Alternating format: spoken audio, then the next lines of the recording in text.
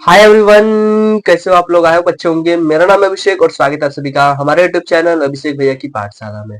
आज हम देखने वाले हैं फाइनेंशियल प्लानिंग, जिसमें जो है पूरा फाइनेंशियल प्लानिंग का बेसिक से लेके जितने भी क्वेश्चन बोर्ड एग्जाम में पूछा जाता है सभी हम कवर करेंगे। अगर आप लोग इस वीडियो को एंड तक देखते हैं तो यकीन मानिए आपको कोई भी डाउट नहीं रहेगा इसमें, और बेहतरीन तरीके से आपको जो भी कॉन्सेप्ट समझ में अगर नहीं आए होंगे वो सभी चीजें इसमें समझ में आ जाएगी। तो उम्मीद करता हूँ आप लोग एंड तक इस वीडियो में बने रहेंगे। तो चलिए बिना देरी किए आज के इस बेहतरीन सी क्लास की करते हैं हम शुरुआत।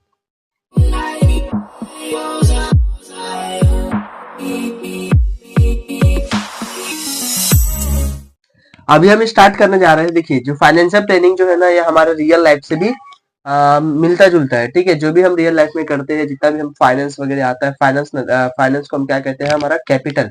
और यहाँ पे जो कैपिटल वर्ड यूज होता है ना, कैपिटल जो है हमारा वर्ड पैसे के लिए यूज होता है। किस चीज के लिए यूज होता है? पैसे के लिए। तो यहाँ पे जो हमें जो भी पैसे हमें मिलते हैं या फिर हम जो इनकम करते हैं या फिर उसको इनकम के बाद सही जगह पे खर्च करना, सही जगह पे लगाना, वो सभी चीजें फाइनेंशियल प्लानिंग में आती है। आज हम फाइनेंशियल प्लानिंग में जो है सबसे पहले पढ़ेंगे जीएसटी। जीएसटी क्या होता है? तो गुड एंड सर्विस टैक्स होता है। ठीक है, जो चीज भी हम लोग आजकल जितने भी सामान आ रहे हैं सभी चीज पे क्या लगा रहता है? जीएसटी लगा रहता है। जो भी चीज खरीदने जाए आप, चाहे कोलगेट खरीदने जाए या फिर कोई पिक्चर देखने जाए या फिर एंटरटेनमेंट की कुछ मूवी वगैरह जो भी आते हैं वो देखने जाए या फिर लग्जरी कार वगैरह कोई भी वस्तु खरीदे तो सब में हमें क्या देना पड़ता है? टैक्स देना पड़ता है। तो ये भी हमें जीएसटी टैक्स, मतलब ये क्या होता है? जीएसटी होता है। जीएसटी जो होता है गुड सर्विस टैक्स होता है। जो भी हम सामान खरीदते हैं उसमें हमें क्या रहता है? टैक्स देना पड़ता है। तो इसमें देखिए जो ये है ना, सभी टैक्स पहले ये 2070 का पहले जो है ना, इतना सारा टैक्स हमें देना पड़ता था। ठीक है, सबसे पहले ये क्या है? Excise duty. एक्साइज ड्यूटी ये भी टैक्स है, पूरे टैक्स के नाम दिए गए हैं ये। ठीक है, 2070 में फर्स्ट जुलाई फर्स्ट जुलाई 2017 से जो ये जीएसटी हमारा लागू हो गया। क्या हो गया लागू? जीएसटी लागू हो गया। इसके पहले जो है इतने सारे टैक्स हमें देने पड़ते थे, और ये टैक्स जो है ना अलग अलग जगह पे देना पड़ता था, जिसकी वजह से जो था टैक्स को जो है एक जगह कलेक्ट करने में डिफिकल्टी जाती थी। तो 2020 से 2070 के बाद क्या हुआ? गवर्नमेंट ने एक स्कीम ये रूल बना दिया जिसका क्या नाम रख दिया उन्होंने? जीएसटी। और ये सभी चीजों को क्या किया? उसने कंबाइन कर दिया गया है और लास्ट में एक वर्ड रख दिया गया है जीएसटी। अब जीएसटी जो है ना, सभी चीज को कंबाइन करके जीएसटी हमें कर जाता है। यानी कि जीएसटी क्या होता है? जो भी चीज हम खरीदे जाए, लग्जरी कार कर देंगे तो उसपे हमें जीएसटी देना पड़ेगा, एंटरटेनमेंट टैक्स देना पड़ेगा। सभी चीज को जो है ना मिक्स कर दिया गया और एक नाम रख दिया गया है जीएसटी। अब चाहे कुछ भी खरीदिए या फिर कुछ भी बेचिए, सभी पे हमें क्या रहना है? टैक्स देना पड़ता है। ये सभी जो है टैक्स के थे। जिस टाइप पे भी अगर टैक्स दिया गया है, मान लीजिए जो कुछ भी आपको खरीदना है टैक्स के साथ ही हमें देना पड़ता है। ठीक है, विदाउट टैक्स हमें कोई भी चीजें नहीं मिलती है। सभी चीज पे जो है हमें टैक्स लग चुका है और सभी चीज पे टैक्स हमें देना ही पड़ता है, तभी हमें जाकर वो प्रोडक्ट क्या कर सकते हैं? बाय कर सकते हैं। इसलिए इसका नाम ही रखा है गुड एंड सर्विस टैक्स। जो भी गुड का मतलब क्या होता है? जो भी प्रोडक्ट हम खरीदेंगे उस पर हमें क्या करना है? टैक्स देना पड़ता है। ये 2017 के पहले इतने सारे टैक्स हमें देने पड़ते थे। 2070 के बाद जो है सभी को कंबाइन करके एक नाम रख दिया गया जीएसटी। अब जीएसटी के अंदर जो है सभी चीजें जो आ चुकी है, जितने भी टैक्स हमारे कटते हैं किस में आते हैं? पूरे जीएसटी में आता है। इसके बाद नेक्स्ट हमारा है टैक्स इनवॉइस। टैक्स इनवॉइस में जो है ना, ये होता है हमारा जीएसटी आई एन नंबर। ये क्या होता है? GST I N number. ठीक है, जीएसटी आई एन नंबर में क्या होता है? ये जो होता है पहले 27, ये हमारा कोड होता है जिस कंट्री का होगा। ठीक है, जैसे कि हमारा स्टेट क्या है? महाराष्ट्र स्टेट है, तो महाराष्ट्र का कोड जो है 27 है। उसके बाद ए से लेके ये 10 कोड जो होता है, 10 नंबर जो होते हैं, 10 डिजिट, ये हमारे पैन कार्ड के 10 डिजिट होते हैं। उसके बाद ये फर्स्ट नंबर जो होता है ये इंडिकेट करता है कि कितना रजिस्ट्रेशन हो चुका है। तो यहाँ पे 1 है तो मतलब क्या है? फर्स्ट रिप्रेजेंट 1 रजिस्ट्रेशन, एक रजिस्ट्रेशन हुआ है। और ये जो है जेड लास्ट, सेकेंड लास्ट जो है रिप्रेजेंट करता है, ये क्या रिप्रेजेंट करता है? Uniform of all. ठीक है, यूनिफॉर्म फॉर ऑल। ठीक है, बाय डिफॉल्ट ये रखा जाता है, इसे हम रखना ही पड़ता है। ठीक है, उसको हम हटा नहीं सकते, बाय डिफॉल्ट उसको रखना ही पड़ता है। ठीक है, और लास्ट का जो नंबर है ये रिप्रेजेंट करता है validity of GSTN when enter on GST portal. ठीक है, ये क्या रिप्रेजेंट करता है? जीएसटीएन नंबर वैलिडिटी कब तक है उसके? जब क्या होगा? जीएसटी पोर्टल पर उसका एंटर किया जाएगा, तब तक वहां पे दिखाया जाएगा कि कितने साल के लिए उसकी वैलिडिटी है। ये रिप्रेजेंट करता है लास्ट वाला नंबर। ठीक है, ये क्या था हमारा? GSTN number. जीएसटी तो हमें देख लिया ना, जीएसटी का होता है गुड एंड सर्विस टैक्स, और आईएन यहाँ पर रिप्रेजेंट करता है आइडेंटिफिकेशन नंबर। जीएसटीआईएन रिप्रेजेंट क्या करता है? जीएसटी को गुड एंड सर्विस टैक्स, और आईएन का रिप्रेजेंट करता है आइडेंटिफिकेशन नंबर, ठीक है। ये हमारा सभी चीज किसमें था, जीएसटी आईएन नंबर के बारे में था, ठीक है। इसमें हमारा 10 जो है पैन कार्ड के नंबर होता है, ये हमारा स्टेट का कोड इंडिकेट करता है, पहला जो रजिस्ट्रेशन नंबर इंडिकेट करता है। ये जेड जो है हमें बाय डिफॉल्ट रखना ही पड़ता है, और ये जो होता है लास्ट वाला क्या रिप्रेजेंट करता है, वैलिडिटी की कितनी वैलिडिटी है जब उसको जीएसटी पोर्टल पे एंटर किया जाता है तब, ठीक है। अब नेक्स्ट इसमें जो है मेन हमारी यही चीज है, जीएसटी और एसजीएसटी जो होते हैं एक बराबर होते हैं। मान लीजिए आपका जीएसटी कोई आप खरीद रहे हैं, सीजीएसटी और एसजीएसटी जो होता है एक बराबर होते हैं। मान लीजिए आपका सीजीएसटी जो है 2% है, तो आपका एसजीएसटी भी क्या रहेगा, 2% ही रहेगा। दोनों एक समान होते हैं, ठीक है। जितना सीजीएसटी देना है उतना हमें एसजीएसटी भी देना पड़ता है। जीएसटी निकालने का देखिए फॉर्मूला क्या होता है, जब जीएसटी अगर मान लीजिए किसी क्वेश्चन में आप लोगों को बोला जाएगा कि जीएसटी निकालिए, तो जीएसटी हम कैसे निकालेंगे, जो एसजीएसटी है और सीजीएसटी है दोनों को जब हम प्लस कर देंगे तो हमें क्या मिल जाएगा, जीएसटी मिल जाएगा। लेकिन मान लीजिए किसी क्वेश्चन में आपको बोल दिया जाए सीजीएसटी या फिर एसजीएसटी निकालिए, तो उसको हम कैसे निकालेंगे, जो हमारा जीएसटी दिया है उसको हम 2 से डिवाइड कर देंगे, तो हमारा क्या निकल जाएगा, सीजीएसटी और एसजीएसटी निकल जाएगा। यह हमारा जो था पूरा बेसिक था फाइनेंशियल प्लानिंग का 4.1 का, जो भी चीजें आने वाला है उसमें का सभी बेसिक था। सबसे पहले हमारा मेन इंपॉर्टेंट क्या रखना है, जीएसटी। ये हमें याद रखना है कि जीएसटी कितने सारी चीजों को मिला के बना है, बाद में जीएसटी बना है, पहले अलग अलग टैक्स हमें देने पड़ते थे, अभी एक ही टैक्स देना पड़ता है जिसका नाम रख दिया गया है गुड एंड सर्विस टैक्स, ठीक है। और ये हमारा जीएसटी आईएन नंबर होता है, जो कि रिप्रेजेंट करता है कि क्या जीएसटी नंबर से क्या होता है, जीएसटी का आइडेंटिफिकेशन नंबर है वो, जिससे हमें पता चलता है कि कितने लोगों ने इस पर रजिस्ट्रेशन किया है, या फिर कितने स्टेट्स में जो भी है दिया गया है, स्टेट से रिप्रेजेंट करता है पहला कोड, स्टेट्स वगैरह सभी रिप्रेजेंट करता है। और लास्ट क्या रिप्रेजेंट करता है हमारा, आप लोग कभी बताया लास्ट नंबर क्या रिप्रेजेंट करता है कि उसकी वैलिडिटी कितनी है, ठीक है। तो ये सभी चीजें हमारे किसमें आते हैं, जीएसटी आईएन नंबर में आता है। और ये हमारा कुछ फॉर्मूले थे। अभी चलते हैं हमने प्रैक्टिस सेट की ओर, जो कि हमारा प्रैक्टिस सेट 4.1। अभी हम स्टार्ट करने जा रहे हैं प्रैक्टिस सेट 4.1। ये फाइनेंशियल प्लानिंग जो है बहुत इंपॉर्टेंट है, बोर्ड एग्जाम में जो है इसमें से बहुत सारा क्वेश्चन जो है पूछा जाता है। आप लोग फाइनेंशियल प्लानिंग को बेहतरीन तरीके से पढ़िएगा। चलिए इसका हम पहला क्वेश्चन देखते हैं। पहला क्वेश्चन में क्या बोला है, प्रैक्टिस सेट 4.1 का है, पवन मेडिकल सप्लाईज मेडिसिन। एक पवन मेडिकल है, वो क्या कर रहा है, सप्लाई कर रहा है medicine on some medical medicine हाँ ठीक है, रिपीट करते एक बार। Pawan medical supplies medicine, Pawan medical क्या कर रहा है, सप्लाई कर रहा है मेडिसिन का ऑन सम मेडिसिन पे the rate of GST is 12%। यानी कि कुछ ऐसे मेडिसिन है जिसके ऊपर जो है रेट ऑफ जीएसटी जो है कितना परसेंट है, 12% है। Then what is the rate of CGST and SGST. हमें क्या निकालना है, सीजीएसटी और एसजीएसटी की वैल्यू निकालना है। और हमने वहां पे कॉर्नर में भी इसके पहले पढ़ा था कि क्या लिखा होता, सीजीएसटी जो है किसके बराबर होता है, एसजीएसटी के बराबर होता है। और जब हमें सीजीएसटी निकालने के लिए बोले तो हम क्या करेंगे, जो भी जीएसटी दिया रहेगा उसको हम डिवाइड कर देंगे 2 से। तो चलिए हम निकाल लेते हैं रेट ऑफ सीजीएसटी और एसजीएसटी। तो उसके लिखेंगे देयरफॉर, सबसे पहले लिख लेते हैं कि रेट ऑफ जीएसटी हमें कितना देकर रखा है। तो लिखेंगे रेट ऑफ जीएसटी, जीएसटी कितना देकर रखा है हमें, 12%। Therefore rate of CGST, rate of CGST, चाहे तो आप दोनों एक साथ ही निकाल सकते हैं। Rate of CGST is equal to rate of SGST, ठीक है, ये थोड़ा अलग हो गया, एसजीएसटी इज इक्वल टू क्या लिखेंगे, जीएसटी बाय 2, ठीक है। दोनों एक ही समान हो गया। Rate of CGST is equal to rate of SGST, क्योंकि हमने बताया था कि जीएसटी और एसजीएसटी एक समान होता है, तो दोनों equal is equal to GST by 2 कर देंगे। अब जीएसटी हमारा कितना देकर रखा है, 12, ओपन में जगह 2, तो इसका आंसर कितना आ जाएगा, 6%। यानी कि रेट ऑफ सीजीएसटी और रेट ऑफ एसजीएसटी कितना परसेंट निकल गया हमारा, 6% निकल गया है। इसको आप चाहे तो नीचे में लिख सकते हैं, therefore the rate of CGST is equal to 6% and the rate of GST SGST is equal to 6%, ठीक है। ये हमारा पहला क्वेश्चन था, और ये क्वेश्चन जो है बोर्ड एग्जाम में बहुत बार पूछा गया है। इसको आप क्या करिए, लिख के रख लीजिएगा और इसको एक बार अच्छे से प्रैक्टिस कर लीजिएगा। बहुत इजी है, 1 मार्क के लिए बोर्ड एग्जाम में पूछा जाता है।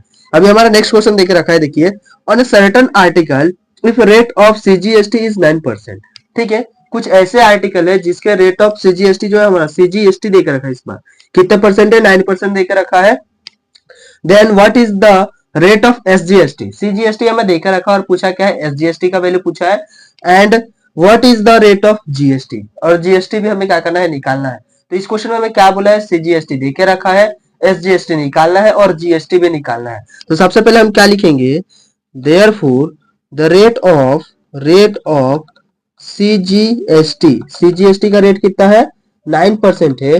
देयरफॉर यहाँ पे लिखेंगे rate of CGST is equal to क्या होता है, रेट ऑफ एसजीएसटी, और इज इक्वल टू ये भी कितना परसेंट होगा, 9% हो जाएगा।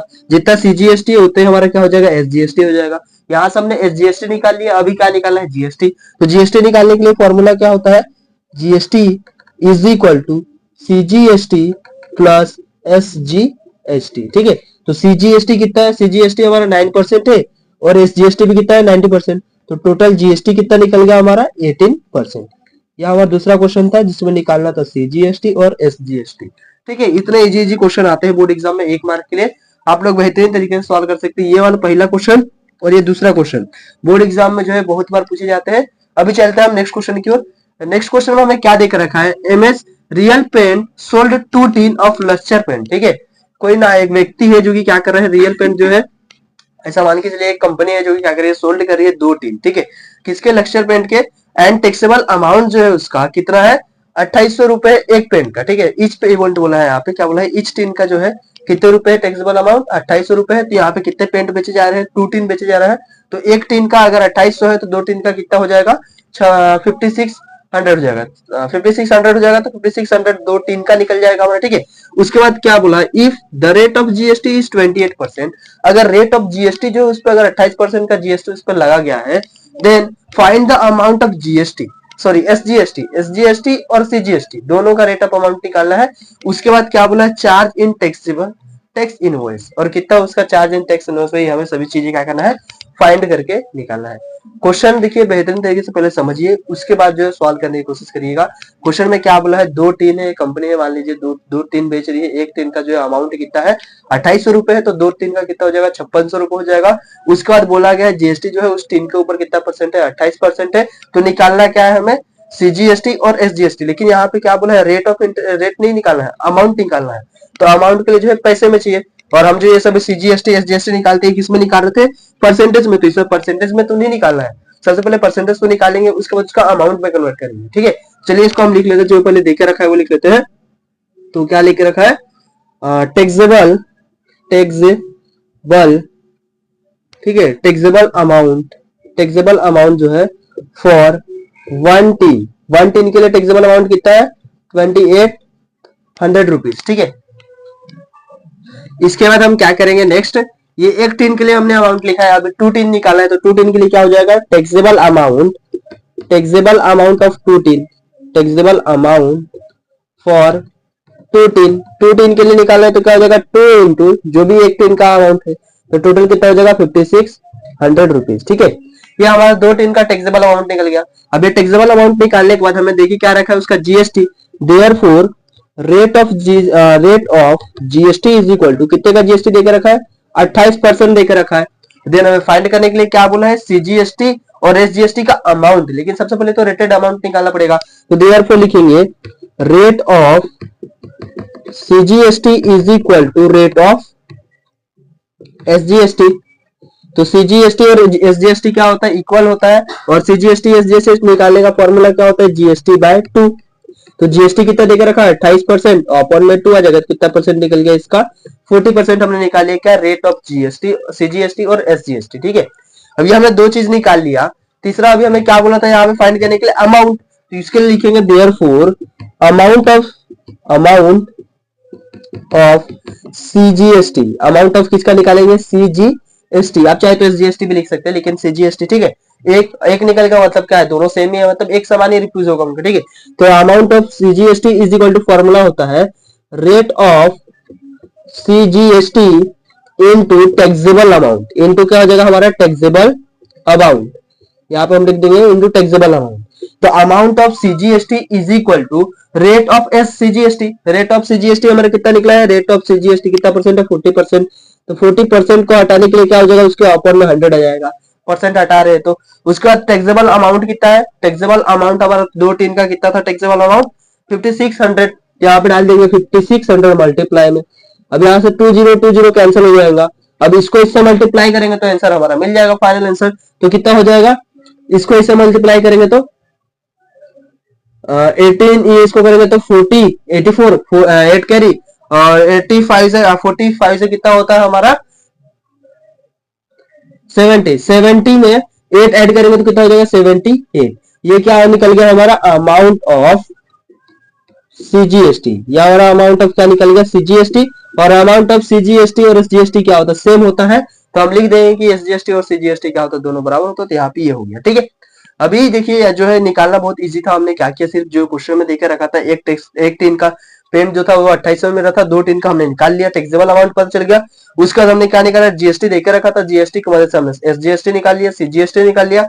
जब ये पता चल गया हमें एसजीएसटी सीजीएसटी, तो अमाउंट निकालना था। अमाउंट हमें पैसे में निकलता है, परसेंटेज में तो अमाउंट कभी नहीं होता ना, ऐसा कभी सुना है पैसा कभी आपको अमाउंट जो है आपको कभी परसेंटेज में दिया गया है, किसी ने आपको परसेंटेज में अमाउंट दे दिया गया है। ये चैप्टर जो है ना बहुत बढ़िया है, रियल लाइफ से रिलेटेड है, ठीक है। तो इसको अगर आप लोग रियल लाइफ से रिलेटेड करके पढ़ते हो तो आपको समझने में बहुत बेहतरीन जाएगा, आप इजी तरीके से समझ सकते हो। और अगर आप लोग मैथमेटिक्स के समाज इसको पढ़ने की कोशिश करेंगे तो थोड़ा सा टफ लगता है, ठीक है। आप लोग इसको जो है ना अपने को अज्यूम करके चलना है कि ये हम ही है, ठीक है। ये क्या है, हम ही ऐसा काम कर रहे हैं, तो हमको कितना पैसा मिलेगा, कितना लाभ होगा, कितना जीएसटी देना पड़ेगा, कितना एसजीएसटी देना पड़ेगा, ऐसा हम अपने को अज्यूम करके सॉल्व करना है। जब हम अपने को अज्यूम करके सॉल्व करेंगे ना तो ये क्वेश्चन जो है ना इजीली सॉल्व हो जाएगा, ठीक है। तो ये हमारा जो है क्वेश्चन नंबर 1 2 3 ये जो है पूरा बेसिक था, जिसमें हमने क्या निकालना सीखा, एससीजीएसटी एसजीएसटी। इसमें हमने क्या निकालना सीखा, जीएसटी कैसे निकलता है। इसमें हमने क्या निकाला, सीजीएसटी एसजीएसटी और जीएसटी, इन दोनों को कंबाइन करके ये क्वेश्चन दे दिया गया था। अभी हम चलते हैं नेक्स्ट क्वेश्चन की। अभी हमें नेक्स्ट क्वेश्चन देकर रखा है जो कि हमारा क्वेश्चन नंबर 4 है। इस क्वेश्चन में देखिए क्या बोला है, the taxable value of a wrist watch belt is ₹586, ठीक है। एक हमें मान लीजिए एक बेल्ट देख रखा है, बेल्ट में क्या बोला है, इसका टैक्सेबल अमाउंट जो है कितना है, ₹586 है, ठीक है। उसके बाद बोला इसके ऊपर जीएसटी जो है कितने का लगेगा, 80% जीएसटी लगेगा। तो बोला क्या है, what is the price of belt, तो इस बेल्ट का टोटल प्राइस कितना हो जाएगा जो कस्टमर खरीदेगा उसके लिए, ठीक है। तो अगर इस टाइप का आप लोगों को क्वेश्चन पूछता है तो सबसे पहले इसके लिए क्या लिखेंगे, जो दिया है वो लिख लेंगे, ठीक है। क्या देकर रखा है, टैक्सेबल वैल्यू, तो लिख लेंगे taxable value of A wrist watch belt, ठीक है। wrist वॉच बेल्ट ये कितना है टैक्सेबल वैल्यू, ₹586। ये हो गया पैसा उसका।